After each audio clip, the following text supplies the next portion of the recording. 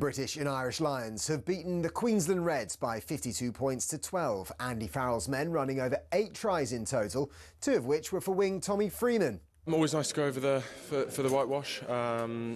Yeah, pretty happy with that, and yeah, hopefully that can continue. It's a step in the right direction again, and credit to Reds for kind of punishing us in that first half a little bit. So there'll be some learnings to take away from that. But no, it's awesome, and I think we showed some good pictures in defence as well as attack. Elliot Daly will have an X-ray after being forced off at the Suncorp Stadium with a forearm injury. Next up for the Lions, the Waratahs on Saturday. João Pedro has now completed his £60 million move to Chelsea. Brighton head coach Fabian Hertzler says it's a good one for all parties. talkSPORT's Alex Crook. The reason he's gone to Chelsea is because he thinks it gives him the best possible opportunity to make himself a guaranteed starter when it comes to the World Cup for Brazil next summer. I'm intrigued by this signing because, again, if you look at his numbers and his season, I'm not sure he pulled up that many trees for Brighton last season. Elsewhere, Jarell Quansah at Leverkusen is done, while Jared Branthwaite has committed to Everton until 2030. How likely is Trent to gain a starting place long-term at Real Madrid? I mean, do we automatically think that Danny Carvajal is going to go away here with a fight? No chance. None whatsoever. I mean, he scored. I was at the Champions League final was at Wembley when he scored against Dortmund. Carvalho's a very, very good player. He set up the only goal for Xabi Alonso's men in their 1-0 win over Juve at the Club World Cup last night. And what next for Jake Paul? If he genuinely believes and wants to be the world champion, then he's on the right path. He's doing what he needs to do. He's obviously got to step up his opposition. Chavez, who's a former middleweight champion from 10 years ago, it's not what he's going to be competing against. The Badu Jacks of the world and the fighters that he's going to need to beat to win world titles. But it's a step closer than the MMA guys he was fighting previously. He beat Julio Cesar Chavez Jr. at the weekend and has since been given a WBA ranking. We've got plenty more content at talksport.com.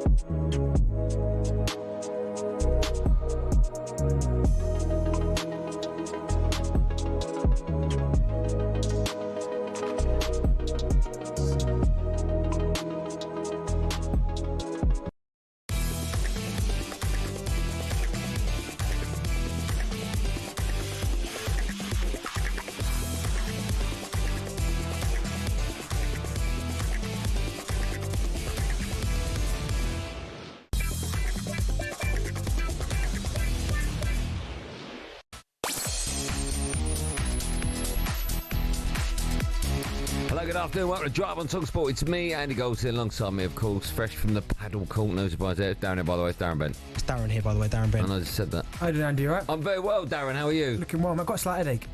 Yeah, you said that earlier on. I gave you some headache pills. Why is that? I don't know. Maybe not enough water. I've drank a lot of juice today, minerals and... Have you had water? Yeah, I can't just drink water. Well, there you go. Yeah, I thought it was just liquid, no?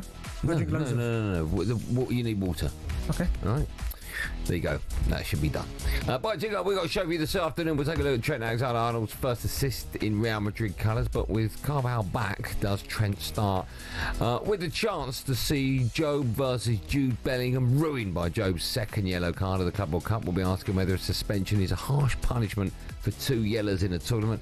And we'll be taking a look at a few of the Premier League stars players you wouldn't mind selling to free up some PSR wiggle room as Liverpool say no to Bayern Munich for Luis Diaz. On top of that, we'll speak to former Wimbledon finalist Nick Kyrgios on day 3 of SW19. And, blimey, what a busy show. And we'll head to Turkey to speak to Gareth A. Davis. And we'll take a look at some of the deals done in Drive's car boot sale. And this is Drive. You can get involved by picking up the phone and dialing 03717 223344. Howdy doody, everyone. Yes, it's lovely to have the rain. If you are listening and you are part of the rain, well done for arriving throughout the evening and, of course, over... What was that? and the morning as well. We need a bit of rain. It was too hot. It was getting too hot. Do you know what? It was getting... The only thing about those... Are you talking to your mic so I can hear? Sorry, you're right. A little bit of rain was needed because the last couple of days trying to sleep and get comfortable, the underground's been disgusting.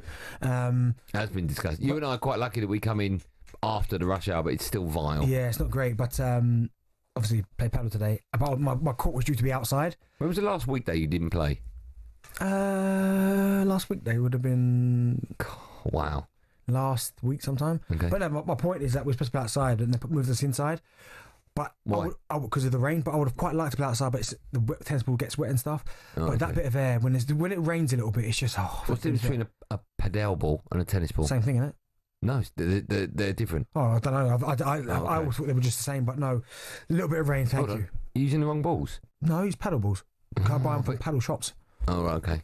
But no, yeah, please, rain, stick around for a little bit. Yeah, stick around, although tomorrow's going to be back to mad. Do you know what? We're miserable we are in this country. Miserable. When it's too hot, we moan like crazy. Yeah. And when it's raining for 99% of the time, we're like, I hate this country, I want to leave. Autumn is the best season. You got all the nice colours, you can wear a little coat, little jacket. Is that when all the leaves are on the floor, though? Yeah. And I don't know. Why don't you like that? No, because like... What do you like, spring? I probably like summer. Oh, you like summer? Yeah, but so all that moaning we just did. No, but I like summer, but I like it to be like maybe 25 to 26, 27. Okay. Not right. 30s. 30s is nuts. 30s is nuts. Unless, of course, you're on holiday, then it's perfect. Yeah. Right, we've got lots coming up on today's show. We'll speak a bit later on to former Wimbledon finalist Nick Kyrgios. How about that? I'm very excited about him on our show. That'd be great. I've got lots to talk to him about. Have you? You have. Well, one of the questions I got for him is about, I don't know if you've read Andre Agassi's autobiography. Have you done that? No. It's a fantastic book. And Andre Agassi talks about the fact that he reckons that Boris Becker had a tell. Yeah. And that tells, I've said this before, that when he was serving, he'd poke his tongue out one side and the other. I think we talked about it yesterday. I want to ask Nick if you can actually see your opponent's tongue. Well, you can't be. You're sure that's impossible? I think it's absolute nonsense, but we'll talk to him about that. We'll also talk about yellow cards at major competitions, not just the Club World Cup. But I do think it's a little bit unfair that if you get 2 yellow cards at certain stages, it's not white. Certain stages it is, right? Yeah. But certain stages not, and it's stopping us seeing Jude v. Joe. I do think that they should look at this rule again, because I really think it would be a lot better for football if you got a yellow card in a game and then you went a whole game 90 minutes without a yellow. That should be wiped. If you get 2 yellows in game 1, 2 yellows in game 2, okay, yeah, you should be banned for the third one. Yeah, I understand that, but also as well, you want the best product, so you want the best players there, and some of the best players we've ever seen have got a bit of edge to them. So I know they run that risk, and they've got to look after themselves. But come on, I think you're right. They've got to figure out a way, because I would love to have seen that. There's got to be Joe a little versus bit. Jude. There's got to be a little bit of jeopardy, right? You can't just keep getting yellow cards and keep playing. Yeah, I get that, but still, They come should on. be wiped. So we'll talk about that a bit later on. But we're going to start with Trent. He got his first assist for Real Madrid as they beat Juve in the Club World Cup last night. But with Danny Carvajal finally back from injury, will Trent even start? Come out to Trent Alexander-Arnold, his cross, and the header is in! And it's that youngster again, Gonzalo Garcia! Trent has to fight for that position because he's been out so long, Carvajal. The fact that Trent is coming into that, he's the future, obviously we know that. Yeah, Danny Carvajal will probably still be favourite. I mean, do we automatically think that Danny Carvajal is going to go away here with a fight? No chance. No chance, yes. Trent Alexander-Arnold got his first Real Madrid assist last night. He decided at Juve 1-0. It was live over on talkSPORT 2. It means that they move into the last day of the competition. But the other news was that the club captain, Danny Carvajal, who is, of course, also a right-back, was back on the bench, having not played since suffering an ACL injury. That was back in October. Spanish football expert Terry Gibson was with the boys on the sports bar last night, and he said that he can still see Carvajal playing a lot of football next season. It would be controversial for Xabi Alonso to discard him. And I think it'd be a waste as well. He's still got a lot to offer, depending on how he gets back from his knee injury. We probably won't see the best of Carvajal until Christmas, maybe after Christmas. But it's competition for a place. Carvajal is a better defender, and he does give you something going forward. I don't think there's any doubt that Alexander-Arnold's strength is going forward, and he's probably better at putting the crosses in and the diagonal passes and set pieces and stuff like that, taking of direct free kicks. So there are differences between the two. I think just Danny Carvajal just edges it. I love it. It's good to see Terry Gibson back. I do think if you've got no hair from an early age, right, like Terry Gibson, you don't really age. Do you know what I mean? Because you can't look at Terry Gibson now from 5 years ago. Oh, he looks old because his hair's full now. Yeah, no, it just looks the same. It looks the same. It looks good. Good to have him on the sports bar. Good work. Listen, you watched the game last night. Apart from the assist, how did Trent do? First half, he struggled. Like, I thought first half he really struggled. Like, he gave the ball away. And you can quite clearly see, because Liverpool play a completely different way to Real Madrid, some of the passes that he were playing, you just see the likes of Salah getting after it, Luis Diaz on the other side. But there were a couple of times where he kind of got caught in between, weren't quite sure whether to play the ball forward or just keep possession. So first half he found it a bit difficult, but lovely assist for the goal. Typical, just left it in an area. Really, really good header for the goal. They needed that. It'd been I wouldn't say it was a difficult afternoon, I'd say, for Real Madrid, difficult evening, because I don't think Juventus offered too much. I mean, Kolo Muani had a good chance, but he went clean through and tried to scoop it over the bar. But every time I turn it on, he's missing key chances. Kolo Muani, right? But fair play to Real Madrid. They stuck at it. Gonzalo, obviously, Garcia getting the goal. But it was just typical Trent. They just laid the ball back to him and just left it in an area and then bang, header. But it's going to take him some time. I mean, his whole footballing education has been at Liverpool under Jurgen Klopp. Then he had to kind of adjust a little bit to play under Arne Slot. Now he's going a completely different way of Xabi Alonso. Yes, Dani Carvajal is an exceptional right back. Well, I mean, what a career he's had at Real Madrid. But he's 33 years old. Like, at some point, he's going to have to slow down. And he's coming off the back of probably the worst football injury you can have in a ligament injury. Very rare you're the same player. Exactly. Or it takes you a long time now.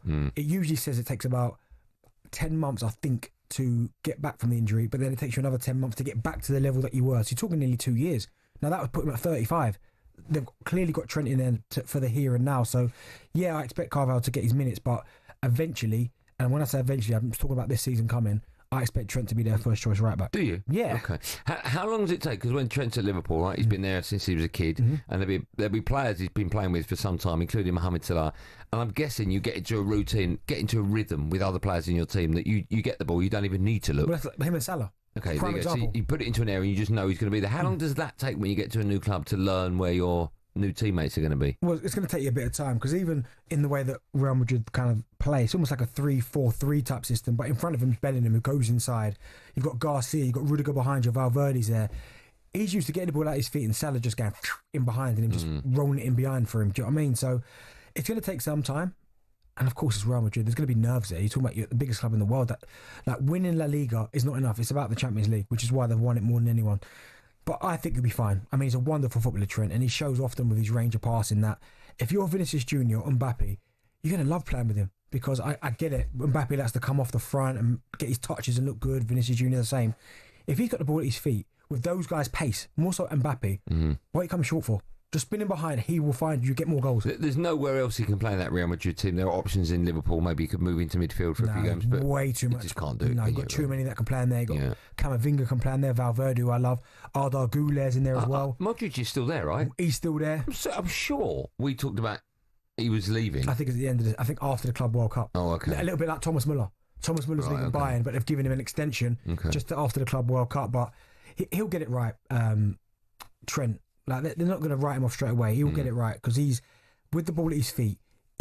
Technically, he's one of their best players with the ball at his feet. No one in that team, maybe Valverde being the exception, can pass the ball like him. Okay.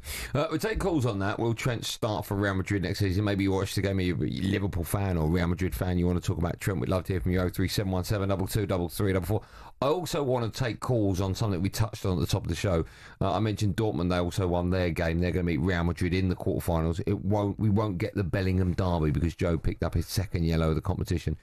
Now he's suspended. Just, I want to take calls on people's views on this, because when you're in major competitions, I don't class this as one, like a World Cup or Euros, we still have that rule. You can miss out on big games. I think it's all white for the semis, right? Yeah. So if you pick up something in the semis, you're going to be fine for the final. I think I'm right in saying that. I do think, though, that rule is one that needs to be looked at, because it shouldn't it shouldn't hang over your head for a game or two, should it? No, it should be gone straight away.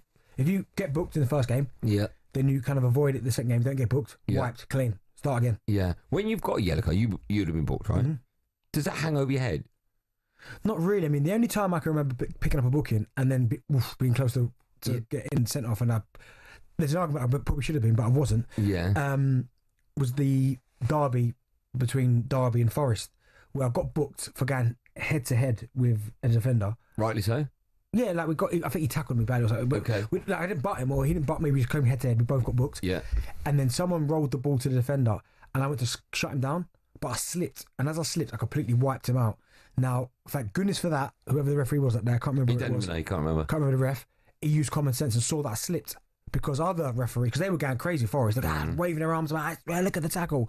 He went, calm down. Yeah, but it's still a booking if you slip. No, because common sense.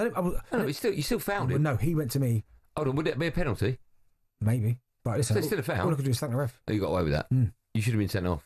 Nah, You're a disgrace. So we take calls. I mean, I can't see anyone out there saying anything other than, yes, if you go a game without taking a yellow card, it should be wiped off. No, right? you'll find some people. Why? Because, come on. Okay, well, if you're that person, we want to hear from you. We'll also take your calls on All Things Trent. A real busy show. So if you've got something to say, now is the time to pick up the phone and get involved. 03717 223344. Dial that. You can have your say next, live on Drive on talkSPORT.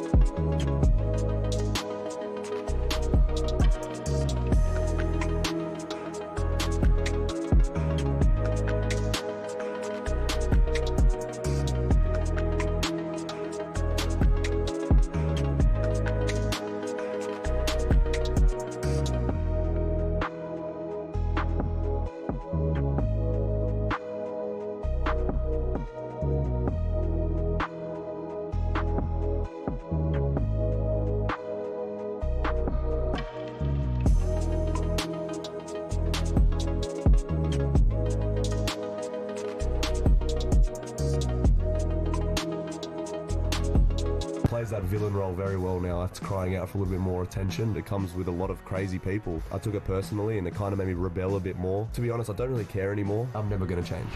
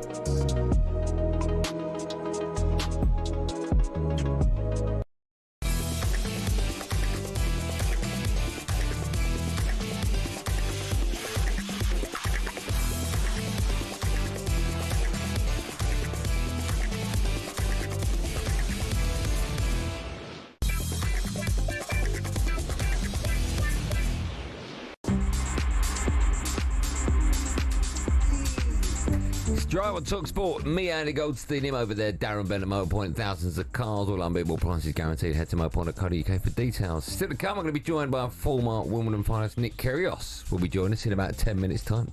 Just quickly, Everton defender Jared Branthwaite has signed a new 5-year deal with the club. What do you make of that? Does that mean he's going or staying? I mean, it could mean either, but it did shock me that he signed a new contract because at one point it felt like everyone was after him, but got a bit quiet, innit? Yeah, actually, I know he had injuries as well, didn't he? So, but no, for Everton Football Club, that's incredible. New stadium, him signing a new contract. Yeah. Now, at least now, though, if someone's going to come and buy him, it's got to be 100 million plus.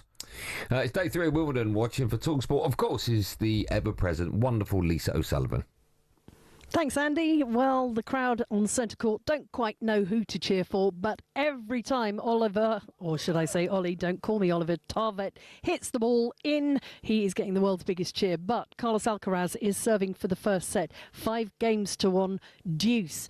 The Brit, they're really putting up a good fight so far. A straight sets win for Sone Cartel earlier and a 3-1 win for Cam Norrie over 12th seed Francis Tiafoe means we've already got 2 British players into the third round. Katie Bolter is just coming onto court number 1 now. Billy Harris has got work to do though. The 30-year-old currently trailing by 2 sets to Borges of Portugal as Ollie Tarvet takes it to advantage against Alcaraz's serve in this first set.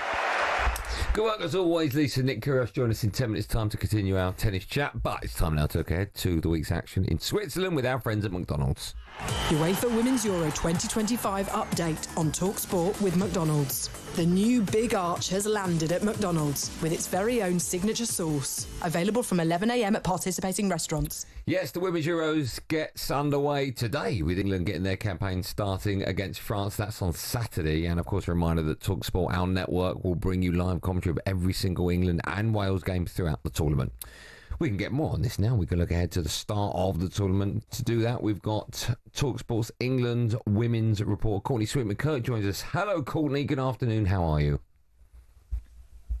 Yeah, good afternoon, both. I'm really well, thank you. How are you? I'm good. Thank you for asking. Thanks so much for coming on our show. We've got lots to talk to you about, but let's start with the fact that you've been in and around the England camp for a couple of days now. What's the mood like ahead of the opening game this weekend? Yeah, really positive so far. This morning they held an open training session. Everyone looked calm, relaxed, and smiles on faces.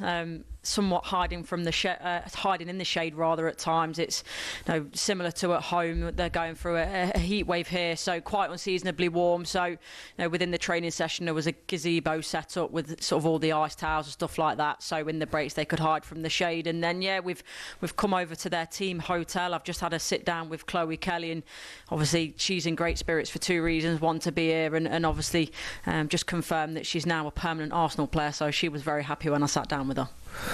Yeah, I mean, that's great news for Chloe Kelly as well. But when we look at England, and certainly that the group they're in, a lot's been made of it. France, Wales and the Netherlands, of course, really, really tough group.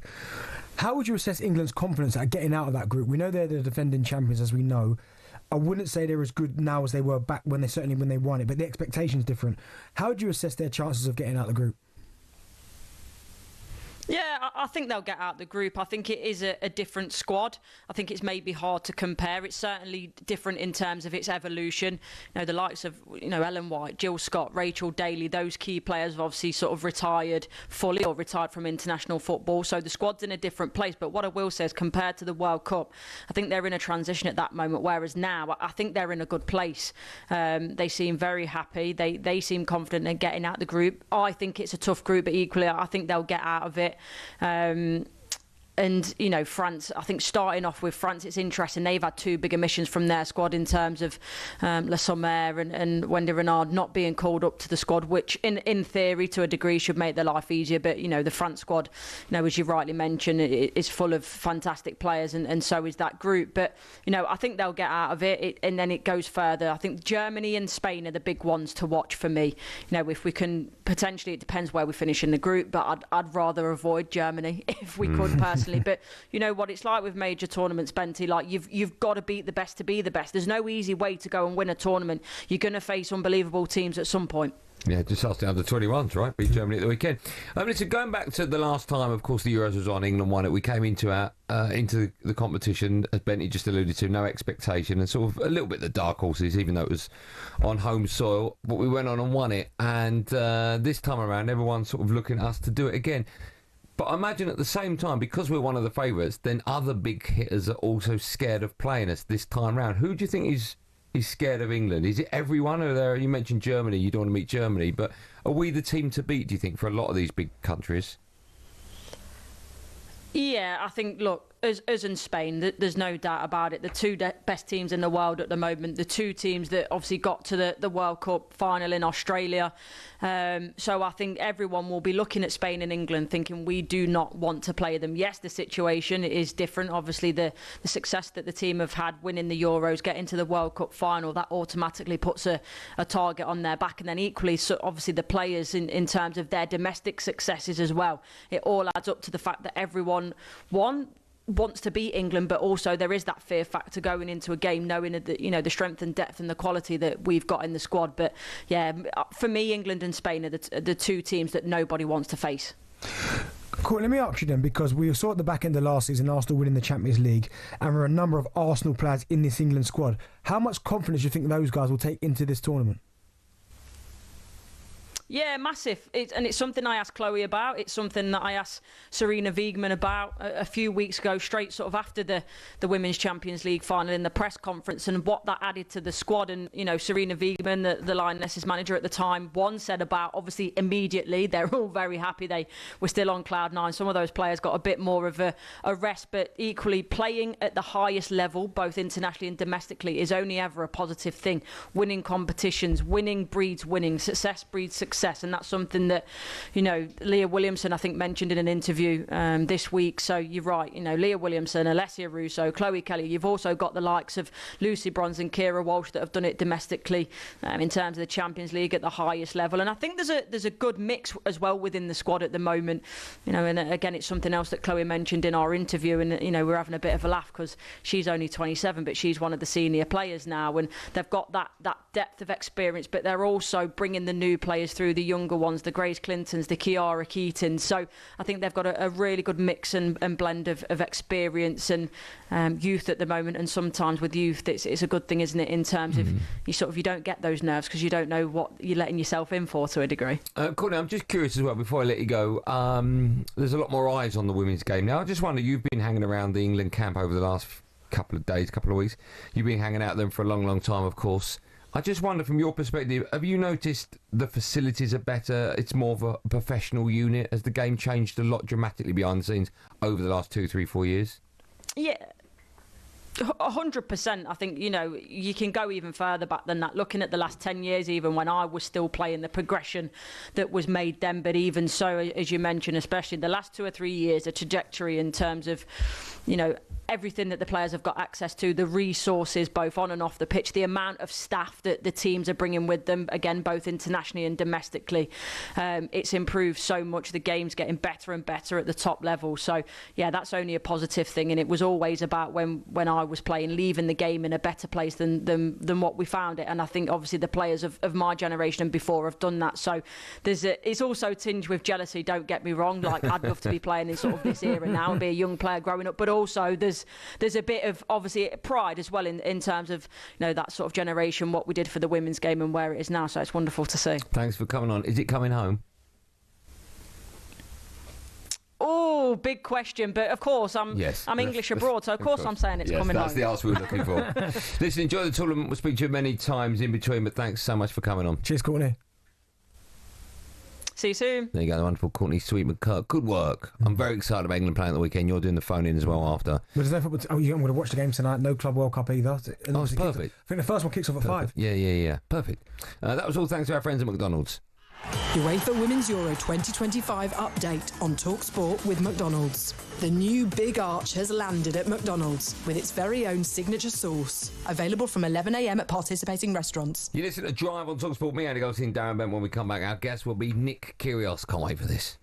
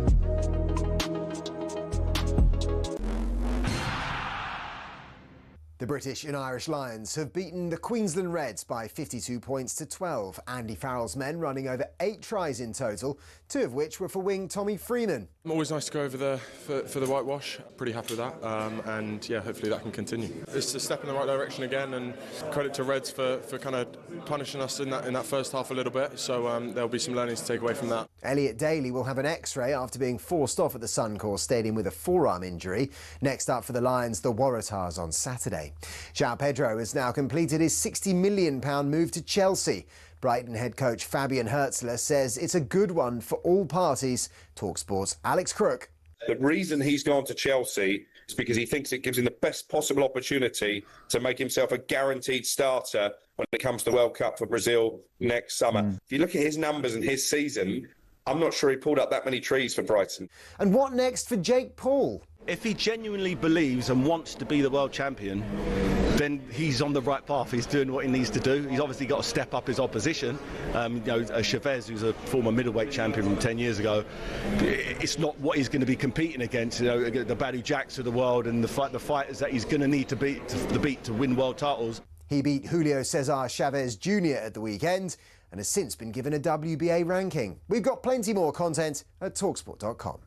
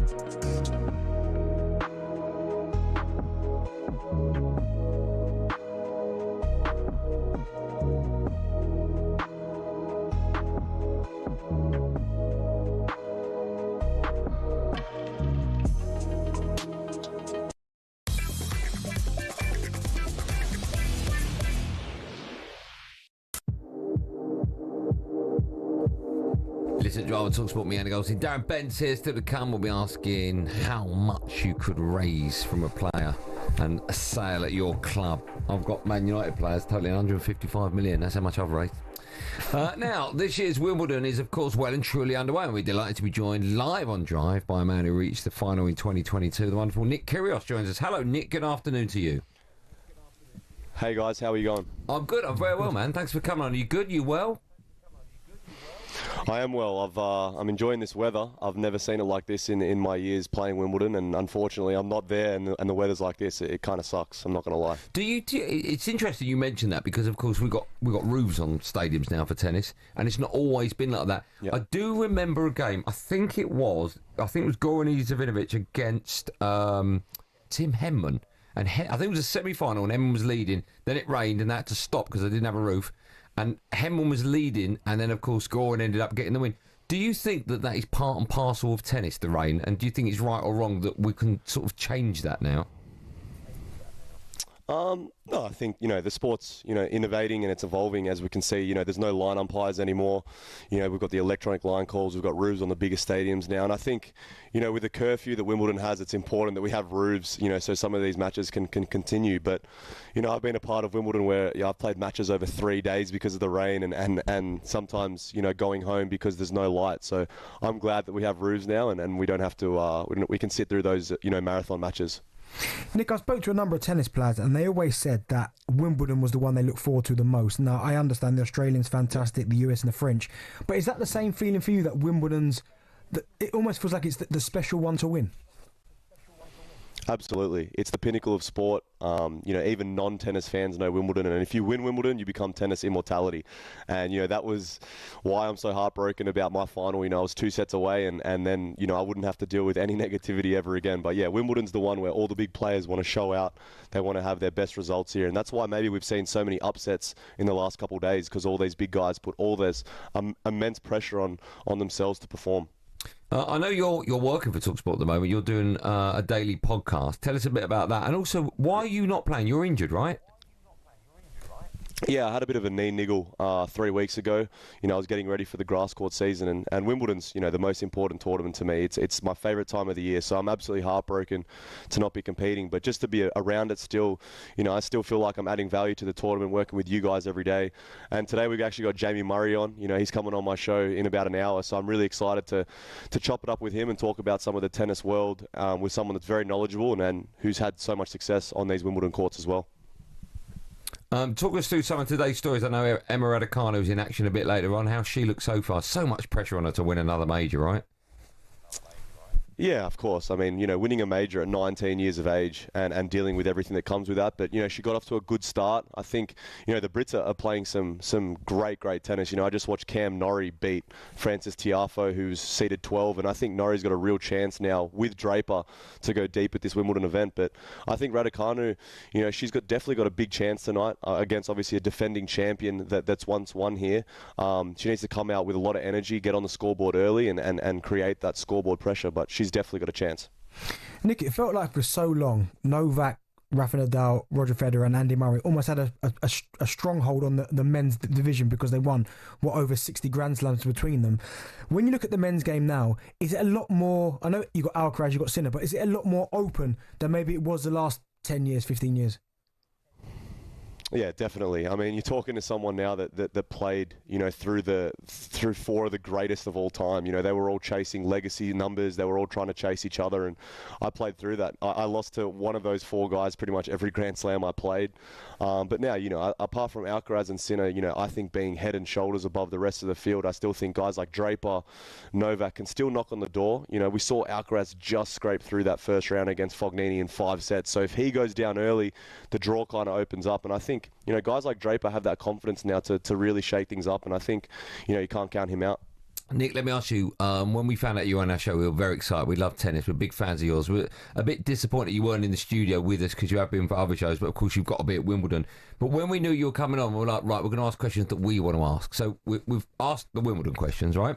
So I want to know from you, I've read Andre Agassi's autobiography, and it's one of the best, not just tennis books, but best books I've ever read. And in it, he talks about the fact that he could tell where Boris Becker was putting his serve. I'm sure you're aware of this story. Depending on where Boris Becker's tongue was, either side of his mouth when he was serving. Is that true? And can you see your opponent's tongue from where you're standing? Look, that was Agassi's experience with Boris Becker. I can tell you now from experience that Novak Djokovic, Roger Federer and Rafa Nadal don't have easy tells like that. I think Boris Becker should have figured that one out. Obviously Andre Agassi was hitting winners for fun against Boris Becker, but no, I wish Roger Federer and Novak and Nadal had tells like that where they stick their tongue out with their serve. That would have helped me a lot. They would have helped anyone, but they won almost 60 Grand Slams between them, so no, they didn't have any tells like that. But from where you're standing, where you're receiving the serve, can you actually see your opponent's tongue? Oh, you mean, yeah, I mean, yeah, look, I've watched the footage of Boris Becker, like his tongue literally came all the way out of his mouth. So yeah, you can see little you can see little tells like that. You definitely can. Tennis players they're very observant, and yeah, you definitely can see that for sure. When I think about tennis, I like personalities, which is why we were so excited when you were coming on the show. Yeah. But one thing in sport is that we like personalities, and I almost feel like Wimbledon now is starting to change, because at one point it was very obviously prim and proper. You couldn't really get away with stuff, but now it seems like they're allowing more tennis players to show their personality. Do you feel that? Yeah, definitely. I feel like, even with what they're wearing, some of these players are coming out with their brand ambassador, like new jackets, and they're trying to shake things up a little bit. I mean, when I first came on the scene, I wore pink headphones, and that kind of caused a stir. And then obviously with the red hat that cost me £16,000. I think the tennis world knows that there's more personalities now, and there's more youthful characters on the tennis tour. And I think it's good. Ultimately the traditions won't change, but I think, that's what sport is. We go to see the unpredictable, unpredictable kind of nature of what's going to happen. And this is why we see, John Cena coming to the tennis yesterday. Having guys like that, they don't want to see, boring stuff. They want entertainment. So I'm glad we're seeing more personalities in the sport. I want to ask you about the underarm serve. We've seen it a few times. I know you're a fan of it as well. Some people call it either bad sportsmanship or even cheating. I don't consider it cheating. But you've done it. So what's your view on it? And also, would you bend the rules? Let's call it bending the rules. Would you bend the rules a little bit like Diego Maradona with the handball if it meant you could win a major? Would you have a problem with that? Well, yeah, but I mean, handballing in football is completely different to underarm serving in tennis. Underarm serving is completely within the rules. It doesn't say anything you can't do that. You literally can't touch the ball with your hand in football. So it's completely two different things. And anyone who knows why I underarm serve against Rafa Nadal, because it's so physical to win a point against him, and he stands very far behind the baseline. So actually underarming is very effective, but just because I did it, it seemed disrespectful. But no, I don't cheat. I don't cheat the rules of tennis at all. I'm very loyal to this game. I've played it since I was 7 years old. But no, I wouldn't cheat against any rules to win a Grand Slam. No, okay, you mentioned you've been playing tennis since you were 7. I'm sure you're aware of the world of paddle. And Darren Bent, my co-host, is obsessed with paddle, plays every single day at least once or twice. You must have played it. Are you any good? And I'm hearing reports that paddle is growing quicker than tennis now. What do you make of that? 100%. That's why. I'm scared for tennis, to be honest. Paddle, the way paddle's growing, the way pickleball's growing, especially in the United States, paddle's everywhere in Europe. And I think, tennis should have probably done a better job nurturing those two sports earlier on and trying to get them all under the racquetball kind of umbrella. But, I love paddle. I love pickle as well. I try and play them as much as I can. But at the same time, I understand tennis is kind of, the alarm bells are going off because these sports are more accessible. They're not as expensive as tennis as well. You can play it when you're younger, you can play it when you're a bit older. So I completely understand why tennis is panicking. Nick, I've got a simple question because you mentioned him earlier, Rafa Nadal, and we know that he's the king of clay. I mean, unbelievable on that surface. But in your opinion, who is the greatest tennis player of all time, male and female? Because listen, I'm a Djokovic fan. I think Andy's probably a Federer fan. Who do you believe is the greatest? I mean, look, it's hard to argue, with numbers, and I think, I've played them all, and I've lived it. It's hard to go past Novak Djokovic. What he's doing with tennis as well. There's different time. We're playing in different time zones pretty much every week. There's different dietary requirements, different food. There's different surfaces. There's so many different intangibles that go into tennis and the sport of tennis. We're rarely at home. We're traveling, 7-8 months a year. So Novak for me is he adapts to pretty much every different circumstance that's thrown at his way. So for me, it would be Novak Djokovic, but the hardest to play. If they were all playing their best tennis, was Roger Federer. The way he played the aggressive type tennis was probably Federer. But, if you look at the head-to-head, Novak's got a better head-to-head against Rafa and against Federer. So it's hard to argue, really. I'm showing my age in it. My two favourites are actually Jimmy Connors and John McEnroe. But listen, I have to ask you, something that we're going to be discussing later on in the show is whether tennis matches are maybe a little bit too long. Jessica, I think it's pronounced Pegula, said after her first round defeat that even the men shouldn't be playing 5 sets. Did you used to enjoy playing long matches, and do you think they should be shorter? Look, I think, best of 5 sets at the Grand Slams, towards my idea to make everyone happy would be the first week of Grand Slams should be best of 3 sets, and then from quarterfinals onwards should be best of 5 sets. It would solve a lot of issues early on. It would see a lot of different players making their way through to the quarterfinals. And, these bigger players, once they lose the first set in some of these earlier matches, they're already under the pump. They know that they don't have that wiggle room to kind of make their way back into the match. So I think the first week should be best of 3, and then the quarterfinals onwards should be best of 5, so we get those kind of marathon matches with the best players in the world. You look at the French Open final between Yannick Sinner and Carlos Alcaraz. That was some of the best tennis that the sport's ever seen. So I don't think we should completely lose it altogether, but I think from quarterfinals onwards, there should be best of 5 sets. Nick, thanks so much for coming on. I really wanted to talk to you about a story I heard you tell, but for legal reasons, because of the time of day, I can't. When you were sat in a locker room, I think it was alongside Andy Murray, involved with a pair of shorts. Yeah. I mean, look, I've got plenty of stories that I can't say legally. So let's just keep it PG right now. We are huge fans of yours, and we're delighted that you're doing some stuff with talkSPORT and you're doing a podcast. It comes out. Just tell us a bit more about the podcast. You enjoying it? Yeah, it's amazing. It's called Good Trouble. You know, I've had some amazing guests on, you know, Mike Tyson, Gordon Ramsay, you know, and you know, working with talkSPORT's been such a pleasure. You know, we're collaborating together, and we've got some amazing guests coming on tomorrow. We'll probably have Arina Sabalenka to come in and talk about some of the things that are going on at Wimbledon, but just, you know, just to stop stepping on eggshells, you know, be a bit controversial, say it how it is. And I think, you know, the sport of tennis needs that.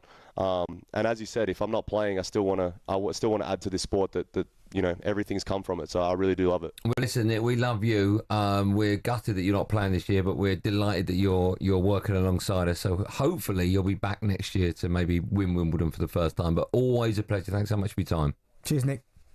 I appreciate it, guys. Take it easy. Thanks, see you mate. later. You got one for Nick Kyrgios. He's a lovely fellow. Great guy. How much do you get fined for the hat thing? 16 grand. 16 G's, man. Just for wearing a hat.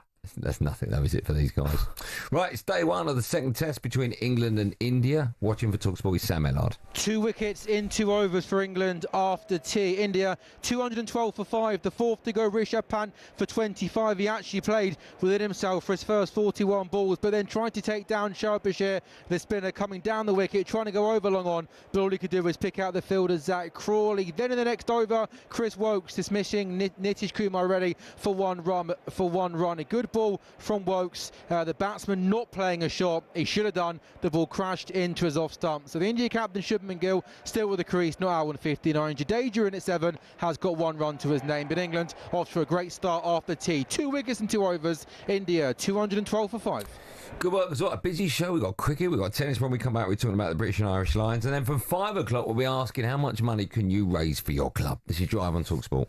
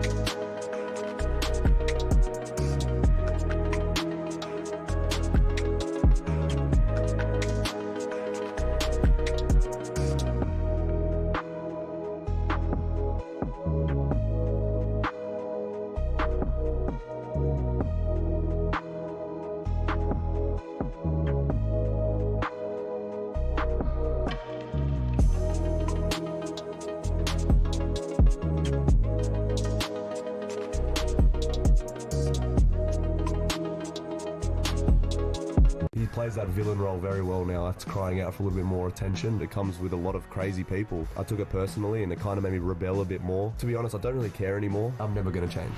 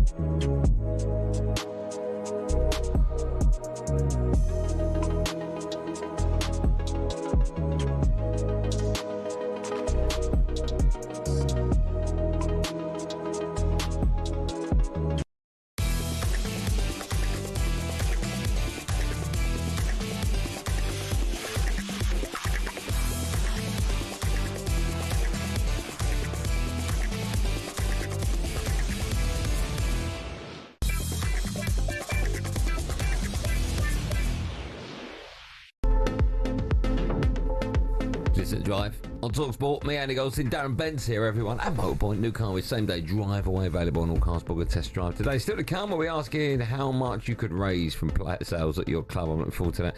Just quickly, Bayern Munich now, they're considering a move for Marcus Rashford. We'll talk about him from 5. And of course, it's the third day of play at Wimbledon. Watching for talkSPORT is Lisa O'Sullivan. Ollie Tarvett seems to have settled in a little bit on the centre court after a blistering first set by the defending champion Carlos Alcaraz, taking that one 6-1 with the old lob and drop, basically pushing his opponent as far back as possible and dropping the sweetest little shots over the net. Katie Bolter is 2 games all with Solana Sierra of Argentina, a lucky loser who got in after Griezmann pulled out, so the Argentinian looking to impress on her first appearance in the second round at Wimbledon. And Billy Harris, 4 games all in the third set, but he's trailing Nuno Borges of Portugal by 2-0. Good work, thank you for that, Lisa. Now, Tommy Freeman scored twice for the British and Irish Lions as they beat Queensland Reds 52-12. That was over on talkSPORT 2 earlier. It was their second win from as many games since beginning their tour down under, with their next game, of course, live right here on talkSPORT that Saturday morning. The head coach, Andy Farrell, spoke to talkSPORT's Alfie Reynolds after the game, and he assessed his side's performance. The start of the first 10-15 minutes, I actually thought the Reds came out of the blocks very well, but I thought once we settled down after that, I thought once we got a bit of continuity at times, I thought we played some excellent rugby. But I mean, you know, if we was more clinical, then obviously it would have been better for us going in at half time. Certainly as the scoreline's concerned, I think. You know, if you compare, you know, entries into the 22 in comparison to last week, I thought we lacked a bit of composure at times there, but I was pretty pleased with the composure after a few setbacks. A reminder, of course, that the talkSPORT is the only place to hear every single Lions match, including the warm-up games and all 3 tests. Plus, talkSPORT 2 brings you a daily show every morning from 11 a.m. Is it me, or is top class sport at the moment? It never stops, does it? You got the tour, this tour coming up. Mm-hmm. You got the Women's Euros. Yep. You got Wimbledon's just started. Yeah. You got the end of the Club World Cup. You got the cricket. Yeah. And there's no football on. 21's just finished. It's insane, isn't it? Yeah, I've never known it like this, where it's just non-stop great sport. Yeah. F1's still on. Yeah, just complete congestion. But no, I'm enjoying. I like winning sport. I mean, if you threw a little bit of athletics in there, I would buzz. You love that, don't you? Oh, throw a bit of that in there. Why do you love that so much? Just do. It's incredible. Any event. All athletics, do you? No, on track and field. I can't. Okay. What about the Winter Olympics? No, can't. You don't like that? No, can't watch the cycling. Unfortunately, sorry about that. Why's that? Just can't. Stuff. What sort of cycling? Like in the velodrome? Velodrome or cycling? Yeah, bit boring. All the pool stuff. Swimming pool. Oh, that, yeah, no, that's no for me. No, but as soon as it's track and field, let's get going. Although, if there was an English man or woman in a final of a swimming event, you'd watch that, wouldn't you? No. Oh. No, but if you talk about even things like steeplechase, watching it, love it. Why do you like it? I just like track and field. It's incredible. I can't believe. Javelin? Yeah. Hammer, yep. Shot put. Yeah, all that. I love all that. But you see the distance running, when I'm watching that, even though my favourite event, of course, is the 100 metres, 200 sprints, right? Yeah. When I'm watching the distance runners, I just think, how do you run that fast for that long? And they don't even look like they're sweating. They're just like, it's effortless. Do you know what I think is nuts, right? Is that people that decide to become marathon runners, that's a lot of effort, isn't it? A lot of training. Like if you look, your mate Usain Bolt, right? Yeah. 100, 200, 400, is that it? No, he did 400, but no. Okay, right, 1 or 2. Turns up, 10 seconds later, he's done. Yeah. Fella that's running the marathon, 2 hours. Yeah. It's a lot of work. Keep going. But do you know what's mad is that obviously Ethiopians and the Kenyans, obviously they got a real stranglehold on marathons and stuff. Yeah. But apparently the altitude in Ethiopia is why they're so good at distance running. Okay. So if I grew up in this country and my dream was to be a distance runner, you got no chance. I'd go over there and train. Oh, right, I see, okay. And I know it's easier said than done, obviously expenses and costs and that, but surely... That's where you want to go. Oh, my, imagine that. Would you like to do what's the one where you're in the, not the toboggan, what's the one where you're in it? Is it toboggan? Like cool runnings? Bobsleigh. No, I would not. 150 mile an hour down an ice hill. How fast are they going? Have you seen the ones where they're basically on the lid of a dustbin? Have you seen that? Who's come up with that? Like, bobsleigh's not dangerous enough. Yeah, I'm not doing bobsleighing. I see too many horrific videos of that. Yeah, it's no good, is it? Your head's on the ice on the way down. No, absolutely not. No, they go on their back, don't they? No, sometimes head on the ice. They don't go head first. No, sometimes if you turn the bobsleigh and it goes on its side, how do you find out you're good at that? I see that's got pot luck in it. Yeah, I mean running, you sort of know, right? You go for a little run, you beat everyone at school. Well, the theory is right about bobsleighing. Yeah. Now I might have either made this up or it's part of a film or something, but apparently the theory is the best bobsleighers, some of them are the sprinters that are not quick enough to be like 100-meter sprinters, but the push off. All right. Do you know what I mean? So sorry, in the bobsleigh you can get fours, right? Yeah. 2s and 4s. I don't know about 2s. I think you get a 2. You can get a 2. Oh, right? yeah. If you're a 4 and you're not the fella that's running, yeah, and you're not the driver, no, you'll run. To push the bobsleigh, you'll run. Do you? Yeah, all of you. I've always just a fella at the back. No, you're all sprint. But one fella's got to push the 3 in the... I thought that's what it was. No, all 4 of you push it. Oh, okay. Let's just say... And then all jump in like tandem. And the first fella steers it. Yeah. There is a steering mechanism, I imagine, yes, of course there is. That string to pull it around the corner, yeah? What are the other 2 doing when the race is on? Well, you got the 2 in the middle. Wait. What? Is that all they're doing? And the one at the back's the brakes. Oh, he does the brakes. Yeah, the one at the back's the brakes, yeah. So all you're doing, if you're 2 or 3, is just leaning. Actually, practice leaning. Yeah, but you need to. That's it. That might be one of the easy ways to get a gold medal. No, it's not. No, being a cox of a row is the easiest. No, it's hard. Rowing's the hardest. One of the hardest. Being a cox, just literally going 1, 2. Yeah, okay, that part. That's the easiest but one. that rowing. Oh, no. Yeah, that's impossible. No, absolutely not. I enjoyed that little chat. When we come back, we'll be asking you how much money you can raise from selling players at your club. So I want you to phone up and tell me the players that you want to sell and how much you get from. I've sold 5 Man United players and I've raised 160 million. I think you might have to give a couple of them away. I'm giving 2 of them away. All right, so you can do the same. How much money can you raise from sales at your club? 03717 22 3344.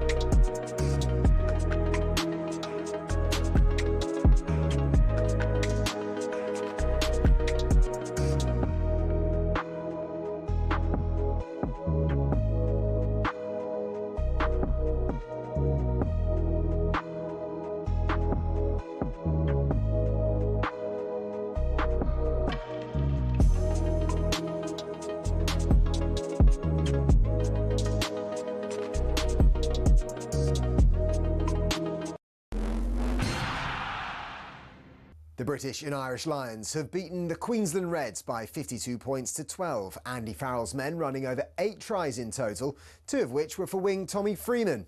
Always nice to go over for the whitewash. Yeah, pretty happy with that, and yeah, hopefully that can continue. It's a step in the right direction again, and credit to Reds for kind of punishing us in that first half a little bit. So there'll be some learnings to take away from that. But no, it's awesome, and I think we showed some good pictures in defence as well as attack. Elliot Daly will have an X-ray after being forced off at the Suncorp Stadium with a forearm injury. Next up for the Lions, the Waratahs on Saturday. João Pedro has now completed his £60 million move to Chelsea. Brighton head coach Fabian Hertzler says it's a good one for all parties. talkSPORT's Alex Crook. The reason he's gone to Chelsea is because he thinks it gives him the best possible opportunity to make himself a guaranteed starter when it comes to the World Cup for Brazil next summer. I'm intrigued by this signing because, again, if you look at his numbers and his season, I'm not sure he pulled up that many trees for Brighton last season. Elsewhere, Jarrell Quansah at Leverkusen is done, while Jared Branthwaite has committed to Everton until 2030. How likely is Trent to gain a starting place long-term at Real Madrid? I mean, do we automatically think that Danny Carvajal is going to go away here with a fight? No chance. None whatsoever. I mean, he scored. I was at the Champions League final, was at Wembley when he scored against Dortmund. Carvajal's a very, very good player. He set up the only goal for Xabi Alonso's men in their 1-0 win over Juve at the Club World Cup last night. And what next for Jake Paul? If he genuinely believes and wants to be the world champion, then he's on the right path. He's doing what he needs to do. He's obviously got to step up his opposition. Chavez, who's a former middleweight champion from 10 years ago, it's not what he's going to be competing against. The Badu Jacks of the world and the fighters that he's going to need to beat to win world titles. But it's a step closer than the MMA guys he was fighting previously. He beat Julio Cesar Chavez Jr. at the weekend and has since been given a WBA ranking. We've got plenty more content at talksport.com.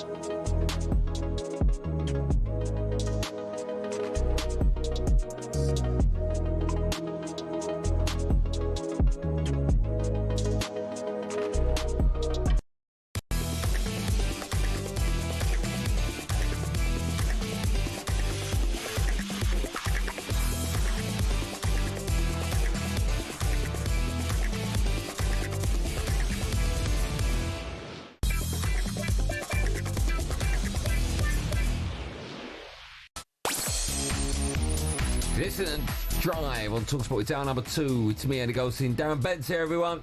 It's Darren here, by the way. And I keep telling them that, Benny. Still to come, we'll be crossing to Turkey to talk boxing with Gareth A. Davis. But now, how much could your club raise with their scraps?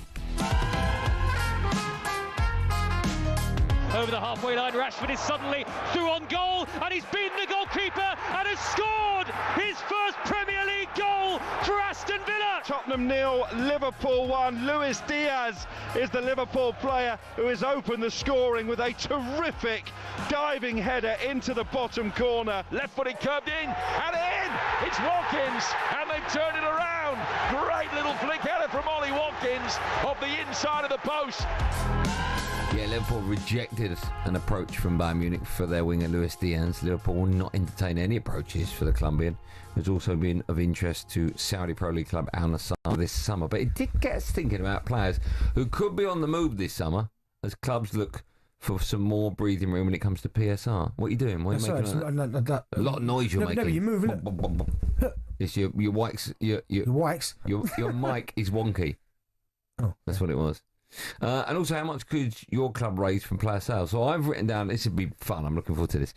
I've written down a list of players that I would sell. So the first question is, who would you sell? Yep. And then how much do you think you could get for them? And that's where the fund's going to be. 0371 722 334. You written your list of Arsenal players? Yeah. Do you know what? I've got 5 down, but one of them I'm probably not going to sell. But I put them on the list because. But you'll understand what I mean by it. Okay. But at the minute. Do you want to go first? How much have you raised? I've raised.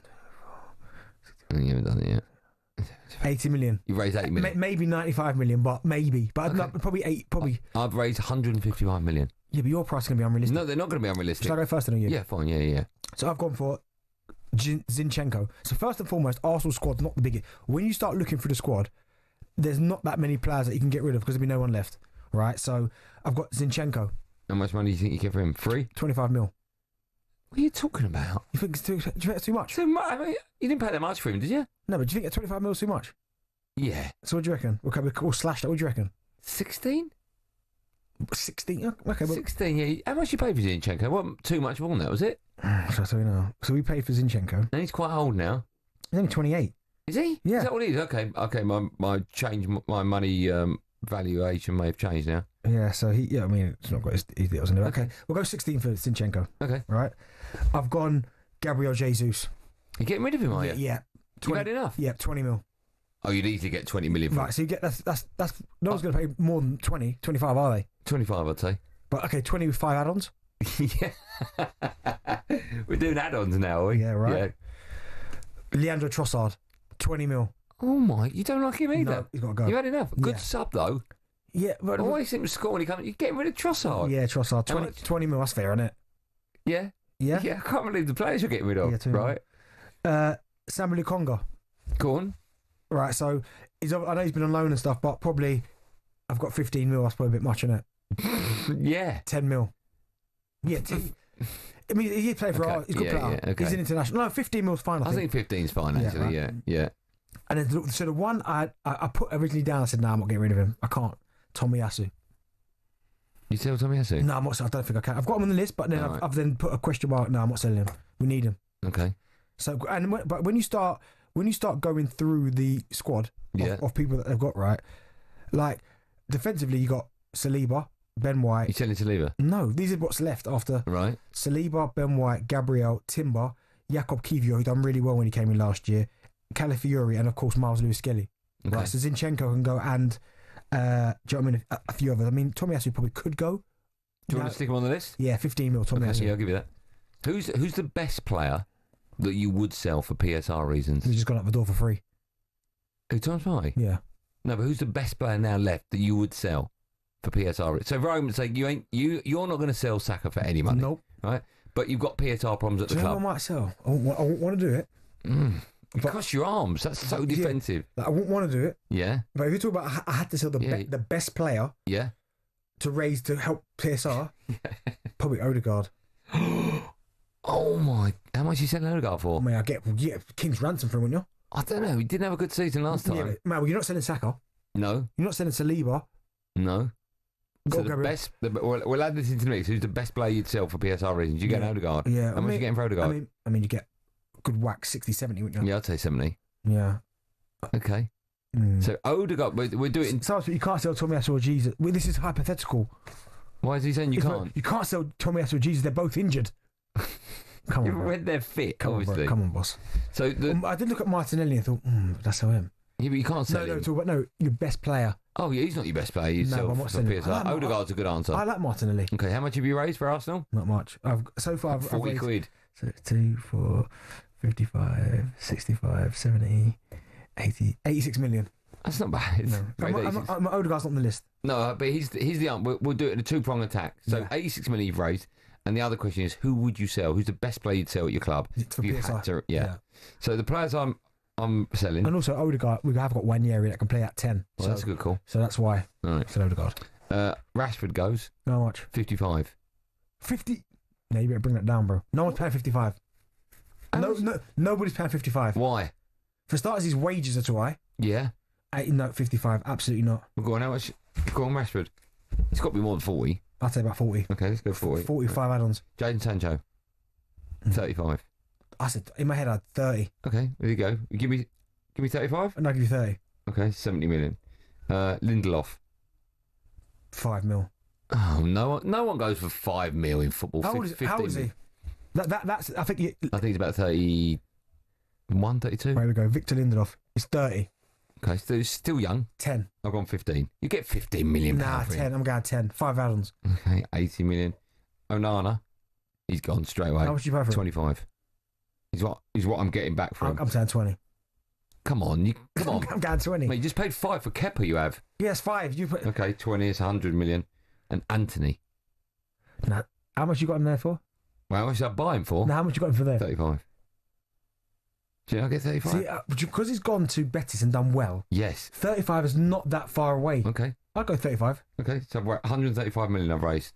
That's not bad, is it? But there's no... I think people will come and buy Zinchenko.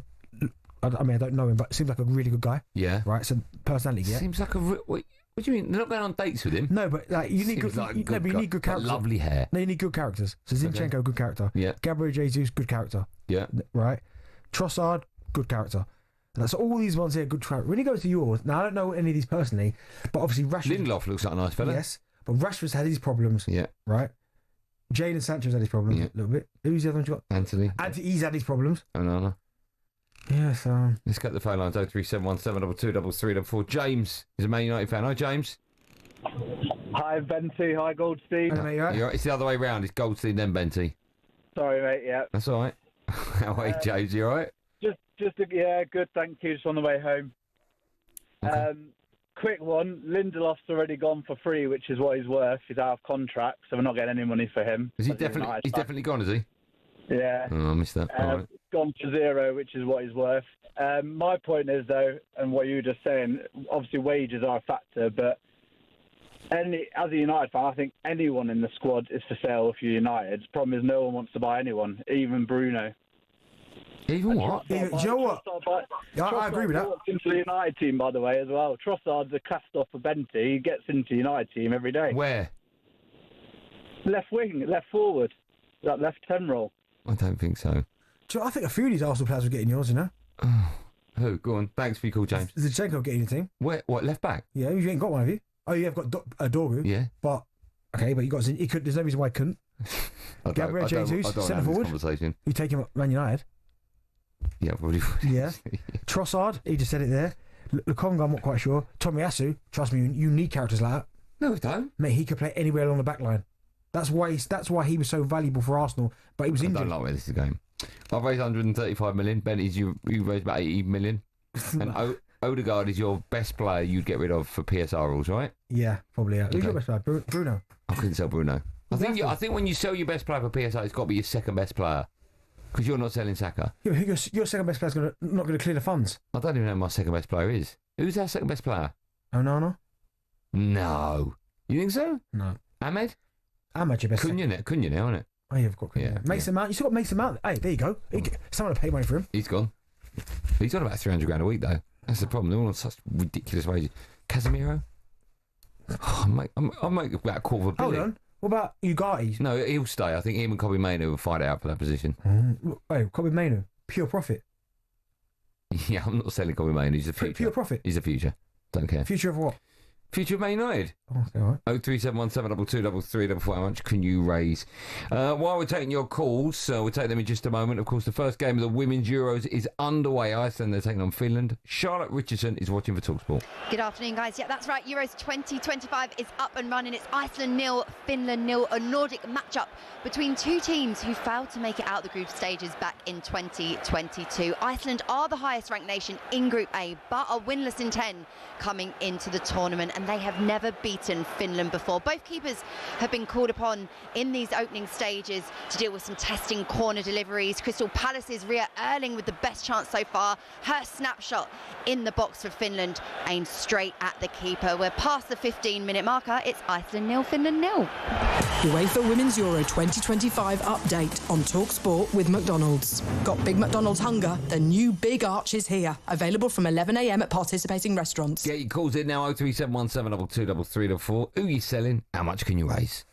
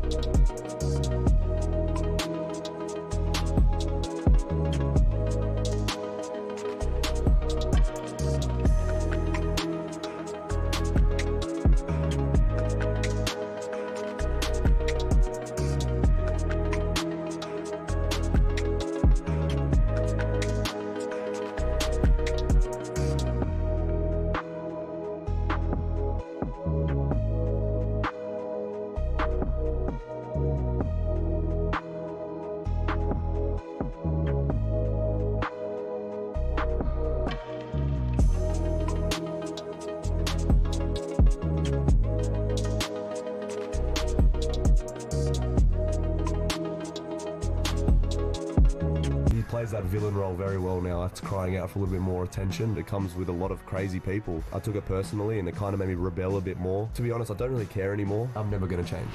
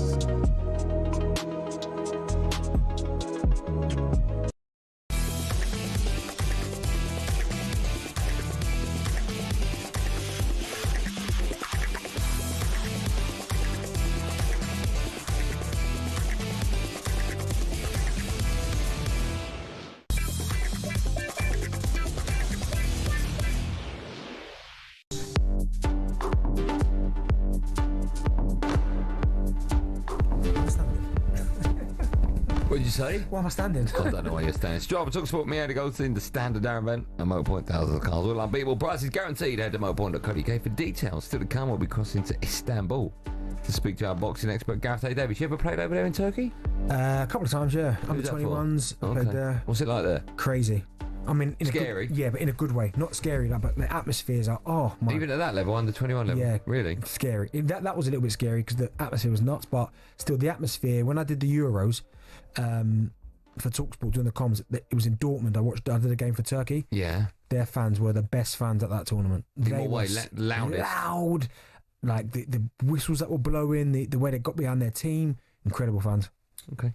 Just quickly, João Pedro could play in Chelsea's Club World Cup game with Palmeiras after completing his move from Brighton. They get things done quick, that club, don't they? Rapido, man. I mean, fair play. Honestly, Brighton just laughing their head off. They're like, oh, they probably make the call before. But listen, we're about to scout this player. In 2 years' time, he'll be ready for you. Yeah. They must do that. Yeah, because Chelsea literally go there. Chelsea and Hove Albion, isn't it? Right, third day of Wimbledon well and truly underway. Watching for talkSPORT, Lisa O'Sullivan. I can tell you that Billy Harris has just gone out, saved a match point, but missed 2 chances to extend the match in the third set tiebreak, beaten by Portugal's Nuno Borges 6-3, 6-4, 7-6. Katie Bolter is into a first set tiebreak against Solana Sierra of Argentina. She's leading that 4-1 at the moment. And here on centre court, Ollie Tarvet is putting up a brilliant show, showing why he's such a talented young man. But Carlos Alcaraz also has the skills. He is leading 6-1, 6-4. Tarvet is 1 love up in the third set. Good work as always from Lisa. Right, we're taking your calls. Which players would you be willing to sell if you could raise loads of money for your club? And also, who's the best player you'd be willing to sell for PSR space? 03717223344. Julian is a Liverpool fan. Hi, Julian. Hey, fellas. Good afternoon. How are you, my friend? You well? Very well. Thanks for asking yourselves. I'm good. We're good. Thank you very much. We're nice very good. Cool. We're in an air-conned studio at the moment. Where are you? Is it hot where you are? Well, I'm sat in my car with the engine off, so I've no aircon on at the moment. So it's sun's beaming through my window, so it's sweating. Yeah. Oh dear. Okay. We won't keep you too long then, so you can turn the aircon back on. But you're a Liverpool fan, so who are you getting rid of for money? So I've got 5 players I would get rid of to raise 100 million, of which I then splash out for 2 players, a centre forward for 70 million, a centre half for 30 million, something like that. Got it. But my top of my list has got to be, love him, but it's got to be Nunes. Yeah. Now this is the question is going to be how much do you think you can get for him? I think I could get 30 million for Nunes. Yeah, I think you get that. Yeah, I do. I 30 million is reasonable. What did you pay? About 70, wasn't it? Something like that, weren't it? It was something daft. Yeah, it was. It was. Yeah. Go on, 30 million for him. Then I've got Enzo. Okay. And don't know your thoughts. I've got 25 million for him. Oh, you paid a lot more for. How much did you pay for him? Crazy money, wasn't it? Yeah, again. Who? Enzo. Yeah. Enzo. Am I missing something? Enzo. Are you talking about your midfielder? Yeah, the Japanese guy. Oh, Endo even. Honestly, I was looking, am I thick? Like my brain. Sorry, you paid nothing for him, right? Okay. Then Kwanzai, obviously, is on his way anyway, by the sounds. Kwanzai? I can't remember what they're talking about, but 20 million? For Kwanzai? For Gerard, go on, pronounce it properly. Kwanzaa. Kwanzaa. Kwanzaa, yeah. Kwanzaa and Enzo. That sounds like a cop show, doesn't it? It's not songs are getting to me, Ed. Right, go on. Then I've got Timmy Cass. Timmy Cass? Bro, Simmercass. No, this is amazing. Timmy? Yeah, Timmy. 20 million. All right. What about salad?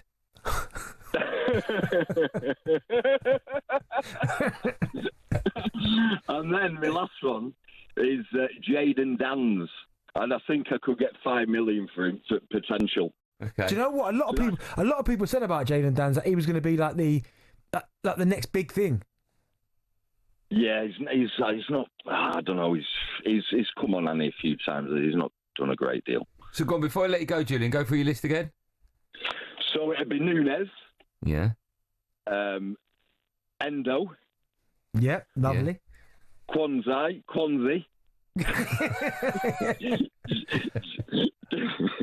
Yeah.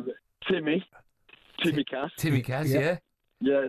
And Jayden Dans, 100 million for that lot. Yeah. Okay. How old's Jayden Dans? He's only about 19, isn't he? He's young, yeah, 19 years old. Yeah, I think you get about 5 mil, wouldn't you, for him? He was born. I mean, it says his do you need to sell him for 5 million? It says his market value is 788 grand. All right. got potential with it, you know. Yeah, I mean, Julian, you've been a great call. Thanks, man. Julian? Oh, he's gone. Say that again. You've been a great call. Thanks for that, pal. Thank you very much, guys. Top man. That's great. Let's go to one more. We've got Jerry. He's a Villa fan. Hi, Jerry. Hello, guys. You all right? Very well. Are you good? Brilliant. Looking forward to the weekend, to be fair. Okay. Why? What are you doing? I'm on the committee of a riding club. We're a charity type of, it's all volunteer work, and we've got a big summer show this weekend with a fun show on a Saturday with hobby horses as well as show jumping and all the rest, but fun show jumping, etc. Then on the Sunday we've got the normal show, which is in hand ridden and show jumping. We've got dogs in there as well. So be a good weekend, providing we're dogs. Nice. What? Go on then. So who'd you sell, Jerry? Kamara. No, today. Yeah, Kamara. Oh, I thought you said tomorrow. Kamara. 50 million. 50? 50. Whoa, stop. 50 million for Boubacar Kamara. Yeah. Wow, that's a lot of dough, that. Do you think? Yeah, 50 mil. Yeah. Just before he did his ACL, he was a regular in the French team. Yeah. One of the best sixes in the league. Okay, listen, I like Kamara. Carry on. Go on, who else you got? Yeah. And we got him for free. All right. And then to back up, we've got Tielemans, we've got Onana, got McGinn, we got Aaron Shea coming back. So why are you selling McGinn? You selling all them players? No, only Kamara. They're the cover for him. Oh, okay, all right. Raise about 200 mil. Go on, who else you flogging? No, I only need to sell the one after selling Duran for 70 million. Oh, God. Would you have him back? He's moved on, right? You've seen what the head case has been doing? No. I haven't. I mean, just be careful. What? About 4 weeks ago, he grabbed the manager of the Colombian team by the shirt and had a go at him, having a go at all his teammates because they drew 1-1 with Peru. Wow. Would you have him back, though? No. Okay. So you're only selling Kamara. That's it. Yeah. Okay. Who's the best player that you would sell at your club to raise money for PSR if you had to? Kamara, but I'll tell you Just get rid of him. The one I would not sell for anything. Yeah. The best keeper in the world. Yeah, I think he's already going. I think he's going, isn't he? I hope not. No. I hope he does. Because to be fair, I can't see him going to United. Why would he? They're about 2 years, 3 years behind us. Bigger club. No, not at all. Hold on, who's that? Who's that talking? Oh, that's a radio come on in the car. That was all. What radio? What you listen to? That was the traffic radio. Oh, So okay. I see. Okay. Also, as well, hold a second. Are you hands free, right? Yes, I'm parked up on the driveway. Because how's the radio coming on if you're on the hands free? Traffic updates. Yeah, but still, it don't come through, does it? Your phone's connected to the car. I'm on speaker on the phone because I'm parked up. See, speaker on the phone. Knew he wasn't hands free. Knew it. Oh no, that yeah. Come through the car. What difference does it make? I was talking to us. I just want to be safe. No. I'm worried about Jerry. I want Jerry to be safe. Jerry, make sure you're safe, all right? I'll always make sure I'm safe. Thanks, Jerry. No. Thanks. Getting so excited. My mate's a Villa fan. He put 50 million for Kamara. Like he couldn't believe it. He's worth double that. 100 million? That's what I mean, mate. What time is it? Is he in the pub at the moment? Still to come, we'll be crossing to Istanbul to speak to our boxing expert Gareth A. Davies. First, it's time for no Googling. You go to... Oh no, I'll check that joke first with Joe in the break before I can use it. We want to know which goalkeeper holds the record for the longest consecutive run without conceding a goal in the Premier League. Great question. Which goalkeeper holds the record for the longest consecutive run without conceding a goal in the Prem? You're mate, innit? Who's my mate? Who's my mate? Who? Peach Michael? No. Why are you doing goalkeeper moves? Say who do you think it is? Check. No, it's not him. The answer to that and more coming up live and Drive and talkSPORT after this.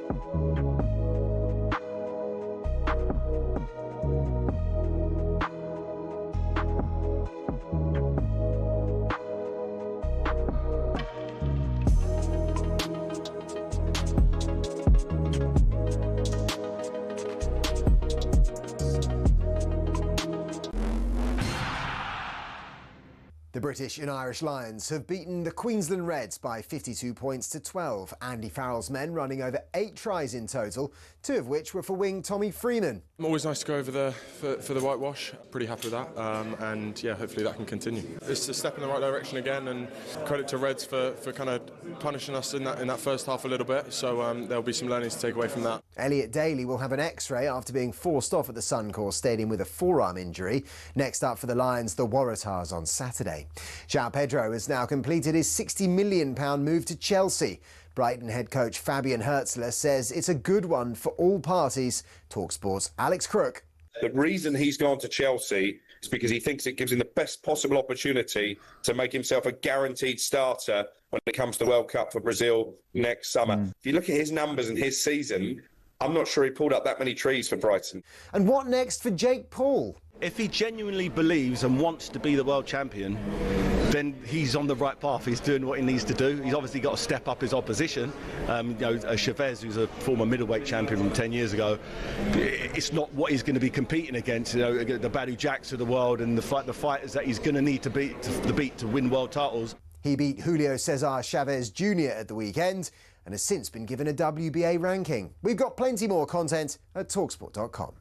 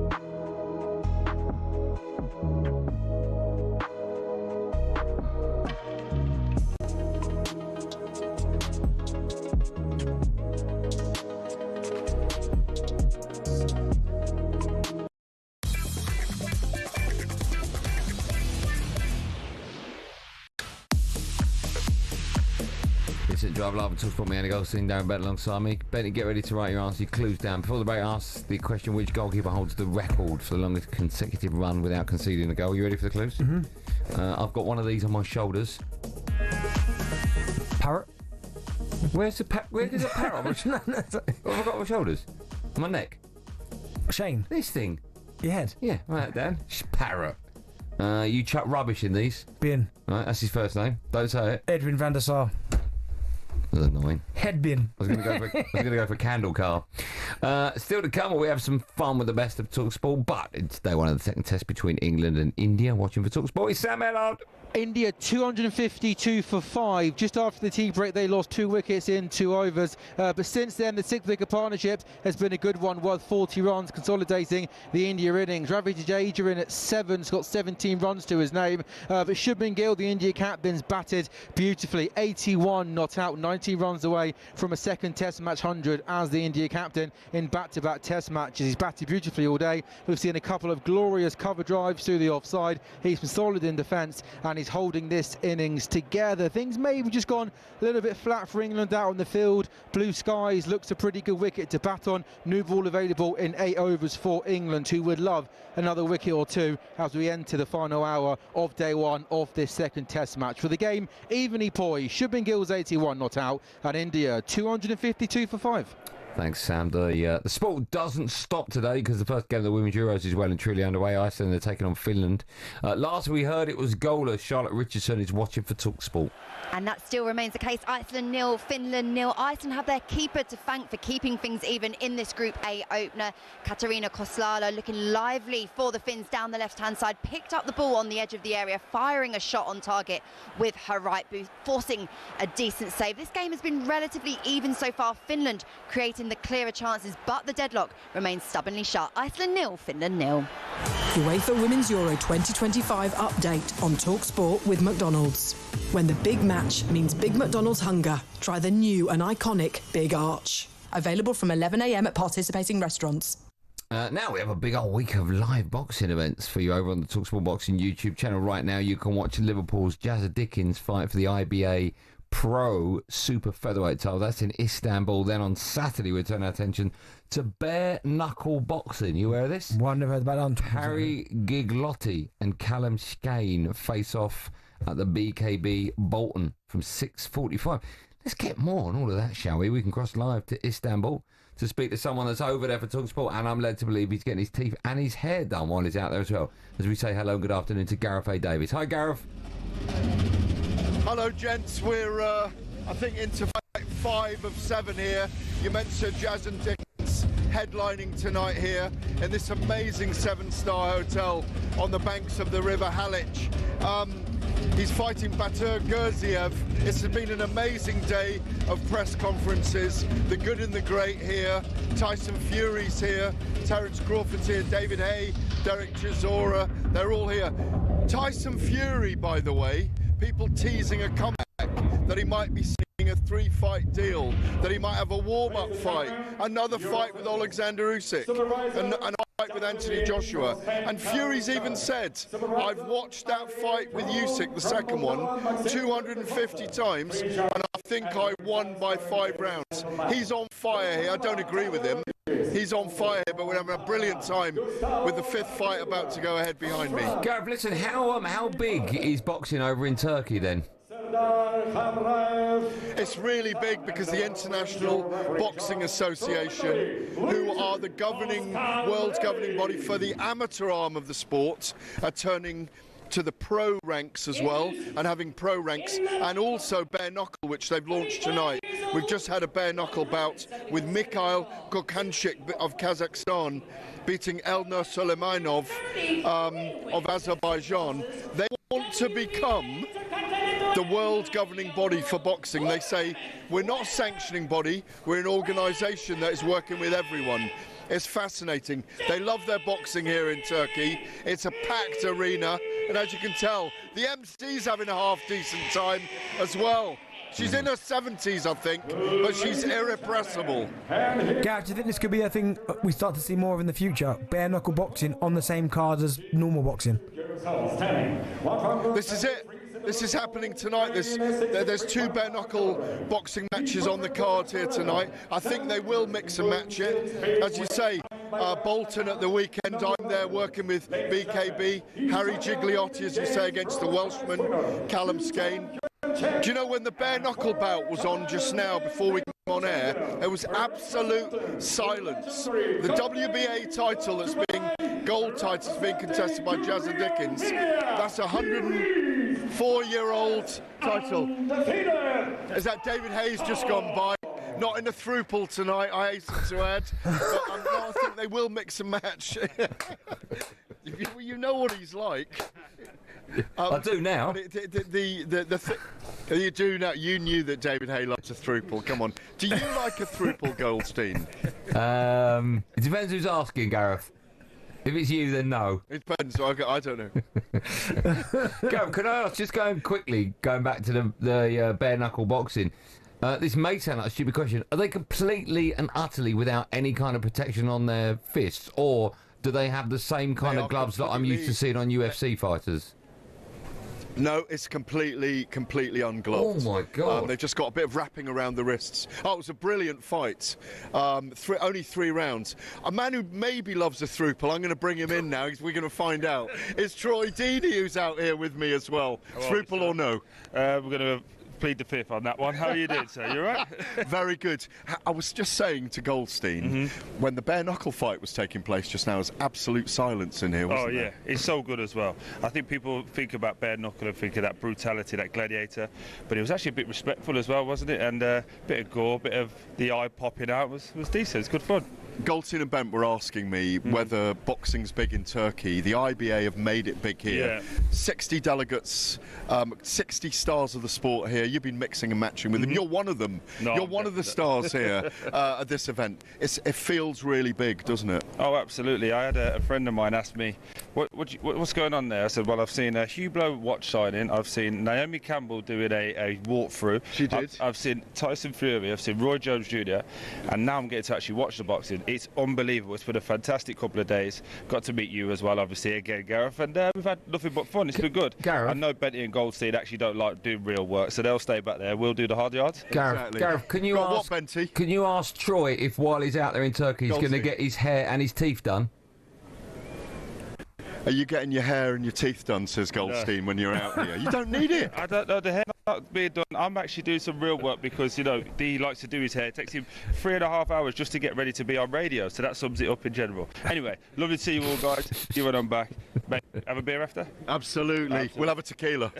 Cheers, you legend. Back to you, Andy. Gareth, there's two of you. You just got to find one more now for that through pull. Who are you going to go for? I don't know. I'm going to plead the Fifth Amendment as well, I think. Gareth, listen, before I let you go, you've just spoken to Troy Deeney. You mentioned a few stars out there. Fury, AJ, Terence Crawford, Conor Benn, Roy Jones, Ryan Garcia. They're all expected to be there at some point. Who else have you bumped into? Well, Derek Chisora and Jarrell Miller had a big ding-dong earlier. It was kind of light-hearted. I was unlucky enough to be standing between them. They could have kicked off at any moment, but they seemed to get on really well. Everybody's waiting for what happens on July the 19th between Alexander Usyk and Daniel Dubois for the undisputed heavyweight title of the world. The undisputed title, and then all the rest will fall into place. Joseph Parker, Anthony Joshua, Derek Chisora. We know Dillian White's fighting Moses Tauma on August the 16th. This will dictate what happens in the division in the next 2 or 3 months. You can't get better than Derek Chisora chatting to Naomi Campbell and Jarrell Miller trying to take him off. There's a throuple for you. How about that? That's absolutely incredible. Gareth, listen, we were talking to Eddie Hearn yesterday, obviously with the announcement of Eubank Jr. and Conor Benn rematch. I mean, we know the first one was absolutely incredible. Are you looking forward to the second one? I said one and done. I thought the first fight was enough. I don't see how we can better it. It was an incredible war between the two men whose stock rose. I know everybody doesn't support it. Some people are calling it a money grab, but it was the most amazing event at Tottenham Hotspur Stadium. We believe they may be going back to Wembley for September the 20th. I don't really need to see another fight, but we'll all be there watching it, and we'll probably be there with talkSPORT. Gareth, keep up the great work for talkSPORT and let us know who the third member of your gang's going to be, all right? Yeah, absolutely. Main event, by the way, to come next. It's live on the talkSPORT YouTube channel. Don't miss the beautiful drive show, but you could watch the Jazza Dickens moment. Okay, good work. Live over on the talkSPORT YouTube channel. Gareth, keep up the great work for talkSPORT. We'll speak to you in a bit. Cheers, gents. Thanks. I'll tell you what, even Spencer, they go to some events and they have some jollies. What's Troy doing over there? I don't know. Oh, it's Gareth's there in Turkey. Where was Spence again? Africa. Did he go to Ghana? Ghana. It was Ghana. Yeah. Spence, honestly. He's fantastic. I mean, the next morning I saw him outside the front of the building. I know. How does he get about? But his travel expenses are so much cheaper there, but they just put him in the locker above it, don't they? By the way, you mentioned there Dillian White against Moses Tauma. Forgot about that. What a fight that's going to be. Yeah. That's going to be a absolute... I've got a sneaky feeling about that. That's not going to go how people think it's going to go, you know. Because I think it's going to go the way of Moses Tauma. Yeah, so I think he might win, but I don't think it's going to be as straightforward as... No, he's a tough cookie. Do you remember when AJ fought Klitschko and then AJ got knocked down and then he obviously picked himself up and won? Fight, yeah. I can see it being like something like that. It's a great matchup for both of them. Yeah. Really good matchup. Still to come on Drive. Well, it happened when Jason Cundy got into the talkSPORT studio after Benty had been in control of the thermostat. It's like walking into a sauna. He did turn it up. We'll also be asking if tennis is just too long. You cannot be serious! Yeah, I can. And we'll bring you the very latest transfer rumours in Drive's car booth sale. You mugs. You muppets. All that and loads more coming up the last hour Drive on talkSPORT. Me, Goldstein, him, Bent. When we come back, my favourite part of any show. If you've never... No, it is. Because there'll be some people turn on the radio now and they'll be going, oh, this sounds good. It gets better after the break. The best of talkSPORT.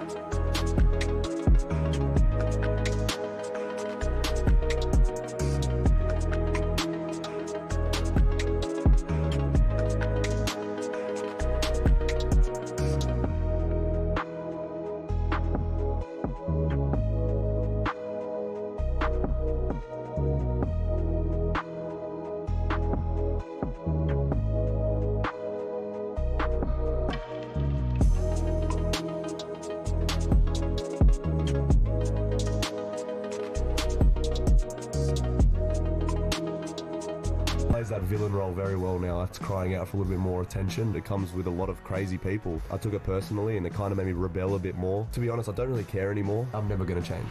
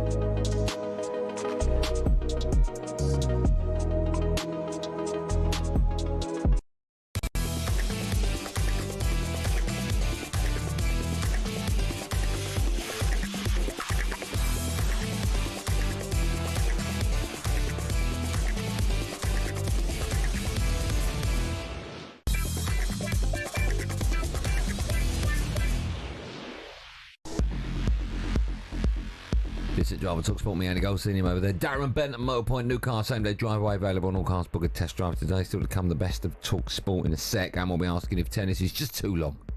Right, it's the third day of Wimbledon. Watching for talkSPORT is Lisa O'Sullivan.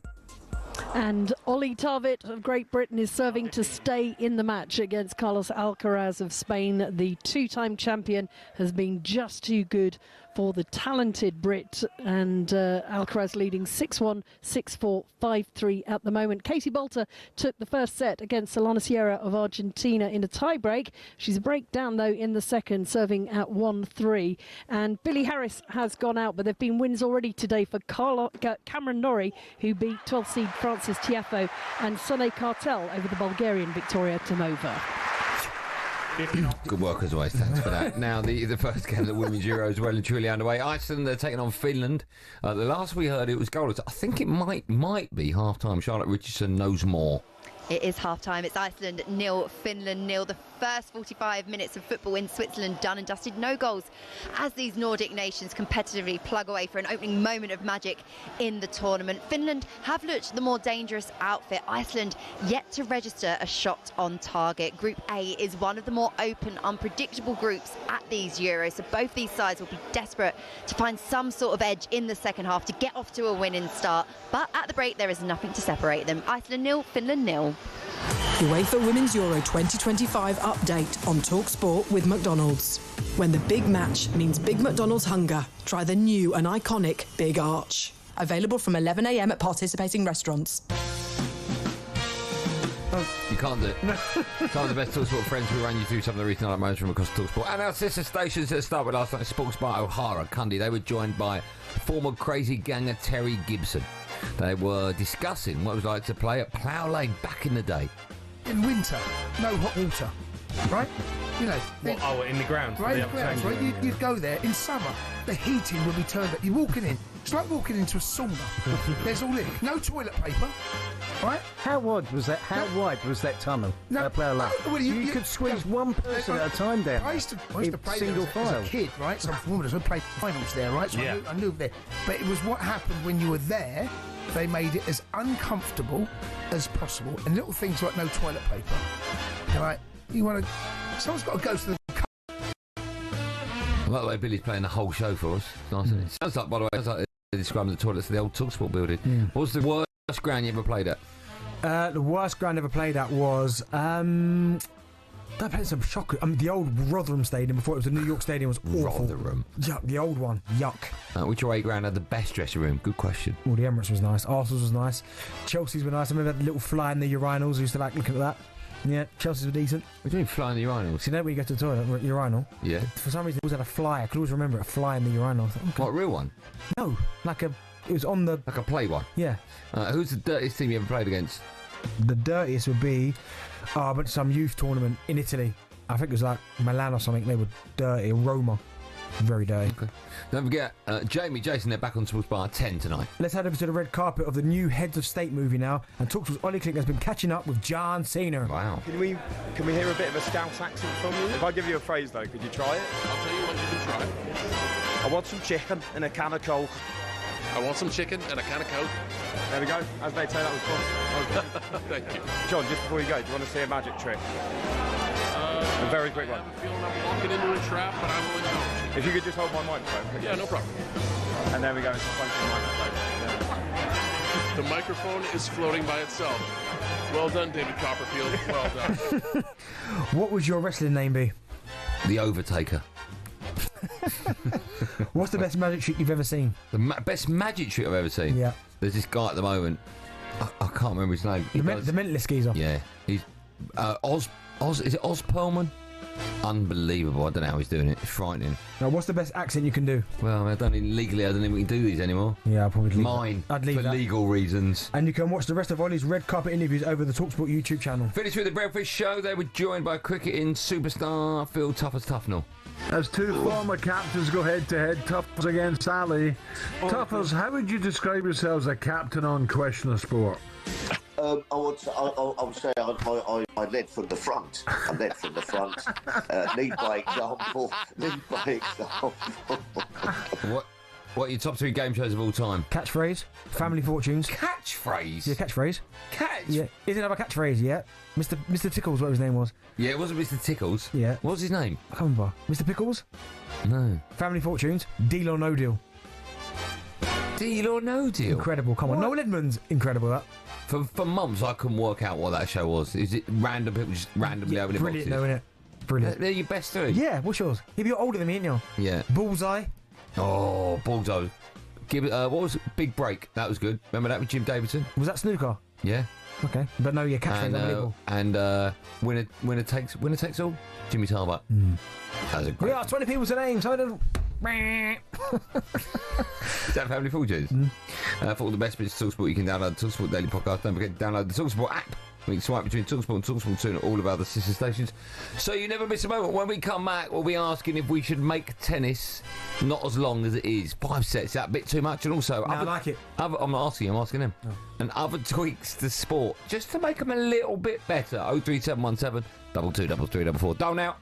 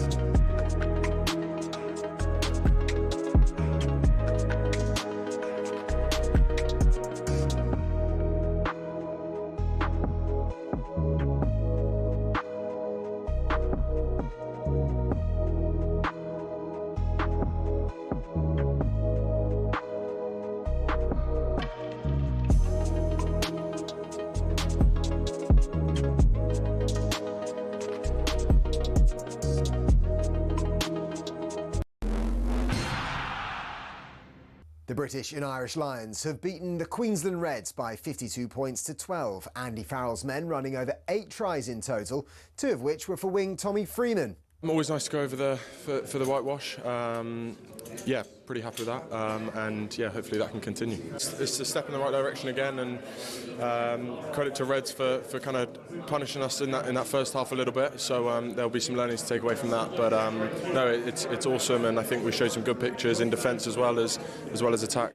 Elliot Daly will have an X-ray after being forced off at the Suncorp Stadium with a forearm injury. Next up for the Lions, the Waratahs on Saturday. João Pedro has now completed his £60 million move to Chelsea. Brighton head coach Fabian Hertzler says it's a good one for all parties. talkSPORT's Alex Crook. The reason he's gone to Chelsea is because he thinks it gives him the best possible opportunity to make himself a guaranteed starter when it comes to the World Cup for Brazil next summer. I'm intrigued by this signing because, again, if you look at his numbers and his season, I'm not sure he pulled up that many trees for Brighton last season. Elsewhere, Jarrell Quansah at Leverkusen is done, while Jared Branthwaite has committed to Everton until 2030. How likely is Trent to gain a starting place long-term at Real Madrid? I mean, do we automatically think that Danny Carvajal is going to go away here with a fight? No chance. None whatsoever. I mean, he scored. I was at the Champions League final, was at Wembley when he scored against Dortmund. Carvajal's a very, very good player. He set up the only goal for Xabi Alonso's men in their 1-0 win over Juve at the Club World Cup last night. And what next for Jake Paul? If he genuinely believes and wants to be the world champion, then he's on the right path. He's doing what he needs to do. He's obviously got to step up his opposition. Chavez, who's a former middleweight champion from 10 years ago, it's not what he's going to be competing against. The Badou Jacks of the world and the fighters that he's going to need to beat to win world titles. But it's a step closer than the MMA guys he was fighting previously. He beat Julio Cesar Chavez Jr. at the weekend and has since been given a WBA ranking. We've got plenty more content at talksport.com.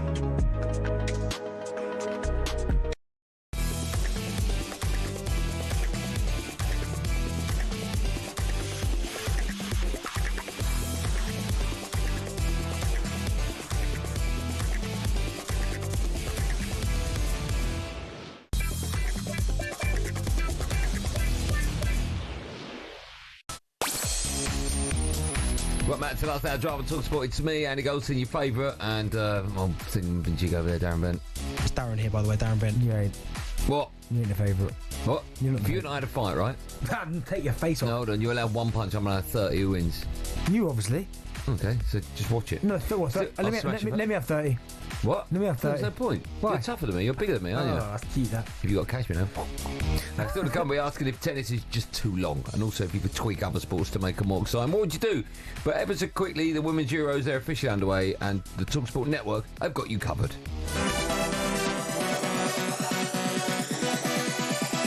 And the European Championships get underway. Right-footed drive, hits the post, comes off the goalkeeper, and in!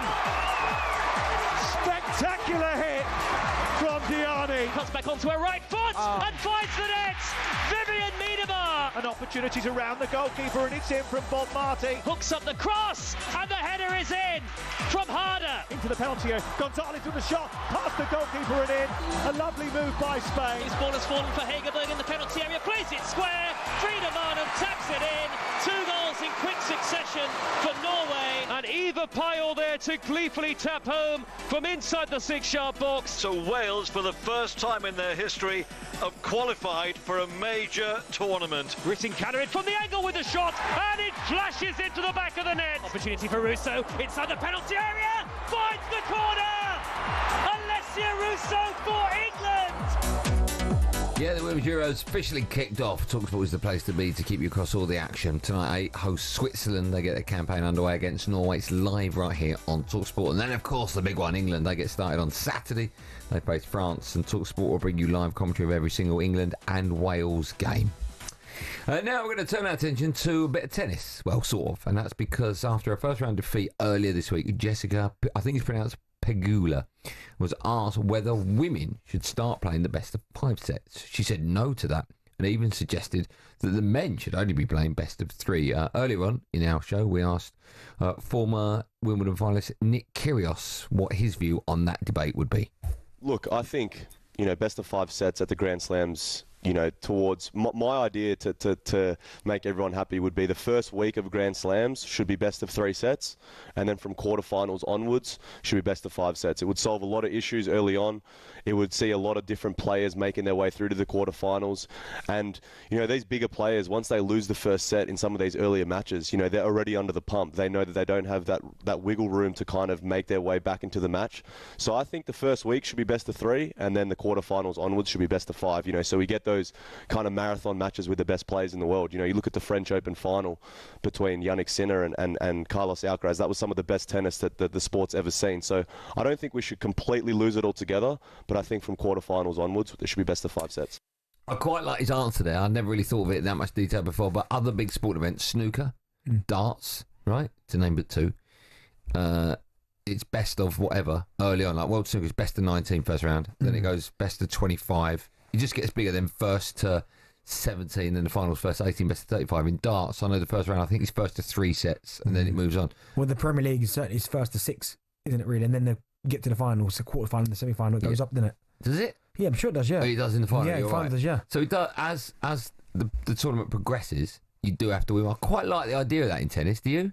I do, but I do like the 5 setters. I understand that sometimes maybe you might get one of the main seeds against someone that they're going to beat, and you're thinking, why have we got to be here for 5 sets? But it doesn't go 5 sets because they just go 3-0, game over. Yeah, you're more likely to get upsets with a shorter format. Yeah, because obviously pot luck. Do you know what I mean? You just give it everything you can for the first two sets. Yeah. But no, I quite like the format of tennis. I like the 5 sets. I mean, we've been witnessing some incredible, and what Nick's saying there about the final, yeah, of course, 5 sets. But I like it. I don't really like the format. I wouldn't really change it, but I can understand why. Because when you look at as well some of the, not so much the injuries, but fatigue. I mean, I still don't know how they do it. How they play sometimes 5 sets yesterday. Yeah, over like 3.5 hours. Yeah, I don't understand that, but it's not human. But no, I like the format. And then you footballers out, and we've got two games in a month. But honestly, but I do understand. I get it from a generational kind of aspect. Like kids' attention span nowadays, just not what it was. Yeah. It's even like Test cricket. Like we're speeding everything up. Yeah, like even with the bringing in 100. Like all of a sudden, yeah, that's good. The 100. Yeah, like I remember, obviously my West Indian background. Like back in, I think it was back in the 80s. Their Test cricket team didn't lose for a decade, for 10 years, because that some of the best cricketers you've ever seen, right? But nowadays they don't put as much, I wouldn't say as much effort into Test cricket, because that's not where the money is. So people will now want to do 2020 or ODI. Even ODIs are now starting to go a little bit. It's 2020. It's the 100. That quicker format. I think we are now getting to an area where people are just like, oh, no, it's too long. I've not got the attention span for that. Do you remember Gerald Piqué when I think came into the studio, didn't he? Yeah, he did. Yeah, And we're talking about football and the length of each half, and he was saying, basically going along the lines of what you were saying with kids and their attention span. He said maybe football's too long now. 45 minutes a half, do you think that's too much? No, of course it's not. Sometimes I think it's not long enough, but it's... Yeah, I don't have a problem with 45 minutes a half. No, but where I have no issue with is the whole stop clock thing. Where... What, like in American football? Like, it's 45 minutes, right? But the moment it goes out of play, stop it. You want that? I don't mind it. No, mate, because then the games will last an hour. Well, we have a problem with that at the moment now, that we've already added on time. You have a first half that's like 56 minutes or 52 minutes. I haven't got a problem with that. Just stop. Oh, stop. Yeah, but then it'll go on to... That's how American football is, isn't it? As in, what, NFL? Yeah. Yeah, stop, yeah. Unless you run the ball and then it continues, then you have to call a timeout. I don't know what you just said. Yeah. But why do you want it like that? No, but I'm saying... The first half could take, in real time, like an hour. Well... This is part and parcel. People taking ages to bring the ball back and go, stop. And you've got 10 seconds what goes over. Why can't that be part of the game? No, you just get on with it quicker. Yeah, it can be, but you know, people are like time wasted and all that. Yeah, but there's still time waste. Yeah, a little bit, but the stock clock. If you don't get it in within 10 minutes, it goes the other way. 10 seconds, it goes the other way. No, see, you're part of the problem. You want to change stuff. No, I don't want to change anything. You're the one coming there saying you want to change tennis. Yeah, I do think best of 5. Do you think, and this is not a sexist angle, do you think that men and women should be playing both the same? Yeah. Why You not? do? Yeah, why not? Yeah, I don't know. Because I've seen some great finals in the women's tennis game where I want more. Yeah. But it's over. It feels like sometimes it's I do over think quick, first rapid. to 2 in the women's final is just way too short. Way too short. Cause not men or women. You've got some of the greatest. I'm talking about the women now, but you've got some of the greatest tennis players we've ever seen. Like for me, 2 sets is not enough. No, I agree with that. You can have your say. 03717 2233. I thought it doesn't have to be tennis. It can be sport. Mark is a Bristol City fan. Wants to talk tennis, I think. Hello, Mark. Hi, how you doing, guys? All right, love the show, guys. Listen every day. It's brilliant. Oh, how nice is that? Thanks for coming on. Thanks for your kind words. What's your view on tennis? So I love tennis. Grew up, Boris Becker, 1985, first time I saw at Wimbledon. You can't change 5 sets. I mean, the Carlos Alcaraz, Yannick Sinner final, the French Open, that was absolutely amazing. Yeah, but they're the finals. We're talking about maybe keeping the latter rounds longer, but maybe shortening the earlier rounds. No, you guys just touched on something just now. Why don't you just up the women's to 5 sets as well? That's fine. Why don't you do that? Just for the Grand Slams. I mean, it's only 5 sets in the Grand Slams anyway. I mean, all the other tournaments outside the Grand Slam, the 4, are the best of 3 for the men as well. So, I don't think you can shorten it because, as a tennis fan, you want more. Darren's just said it then. You want more. The women's finals and stuff. It's just too short. Do you know what? I still go back to the final 2008, Wimbledon final 2008, man. Yes. Rafa versus Federer. Oh my god. Is that the one that went? It was 4 hours and 48 minutes. What was the last score in the last games? It was Rafa went Rafa went 6-4, 6-4. Then Federer went 7-6, 7-6, and the last one finished 9-7. 9-7. Yeah. What a game of tennis that was. Yeah, but that's the latter stage. I'm absolutely fine with that. I do think we don't need it to begin with. Producer Joe usually comes up with some really stupid ideas. Come up with a good one today, and that was maybe the men's tennis. If you get to 2 without dropping a set, it's over. But if it goes 1-1, it should be then first to 3. I quite like that. Yeah. See, if you get to 2 without dropping a set, you win 2-0. But 1-1, you've got to win 3. Like you've got to win 2 clear, basically, like they're doing the tie breaks. No, we're just overcomplicating it, though, aren't we? No, that's not overcomplicated. Not at all. That's really simple. Just play the 5 sets. Oh, fine, okay. By the way, if anyone knows the answer to the question of why in tennis do the points go 15, 30, 40 and game, no one knows. You can Google it. Why do they score it that way? Not 1-1, 2-2, 3-3. Yeah. Someone once said to me it's to do with a clock. They used to use a clock to use as a scoreboard. So 15, 30, but then why is it not 45? So I don't know where the scoring from tennis came. So if someone's got the answer to that, it'd be nice. It's 40, isn't it? Yeah, it goes 40. 40, yeah, not 40. Yeah, you're right, yeah. Yeah, so what? Have 15, you only 30, just worked that out? 40. It should be 45 though, shouldn't it? 15, 30, 45. I'd love to know where the numbers come from. So if you got the answer to that, come to 03717 We should have asked Nick that. Oh yeah, we didn't ask. Can you get Nick? Oh, he's probably in the pub, isn't he? So have you got the answer to that? And also, what do you do with tennis? Do you make it short? Do you make it, well, not longer, you can't make it longer. 03717 2233. You're happy with football? You wouldn't touch that at all? No. Oh, you make it? No, I wouldn't make it, but I'm fine. I'm more than happy with the way it is. Okay.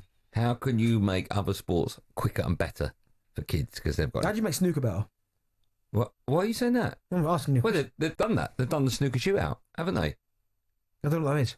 You do know what the that is? shot clock. Yeah, you go. You like do know that. what that is. So they have made it, and you can have fans shouting out as well. What if someone said to you they cut the balls down on the table? Do what? Are you going to lean over? No, do you know what I mean? Like cut the balls. How many reds? Cut the balls. How many reds are there? 15. So imagine we're going down to 12.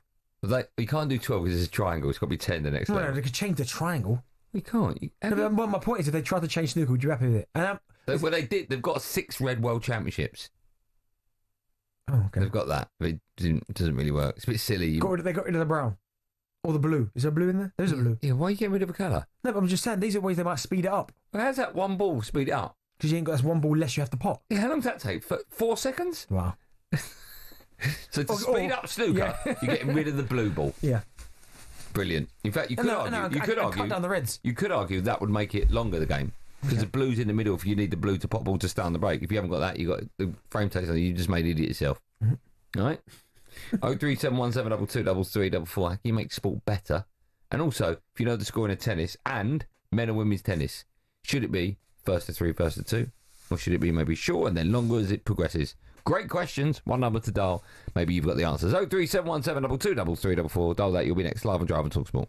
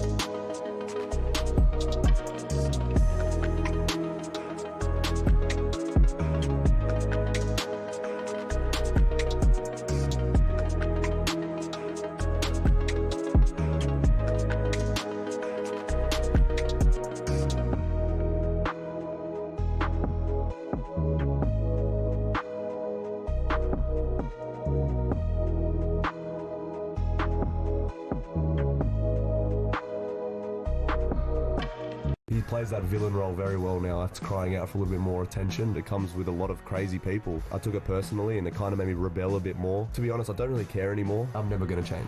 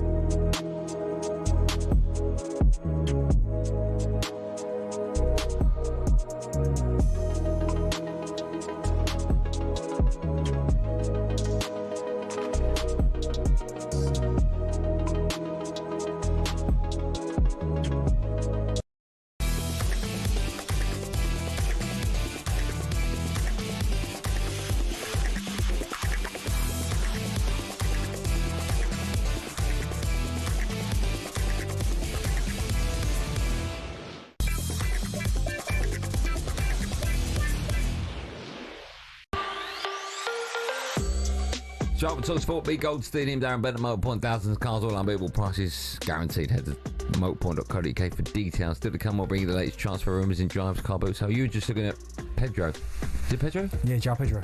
Already there. Already there at Chelsea, training. Training? I mean, they get their deals done so quick.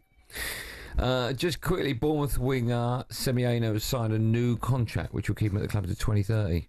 What are you laughing at? Semenyo. What did I say? I don't know what did I say? Semenyo. Semenyo, sorry. Semenyo, sorry. You're a fan of his, aren't you? Yeah.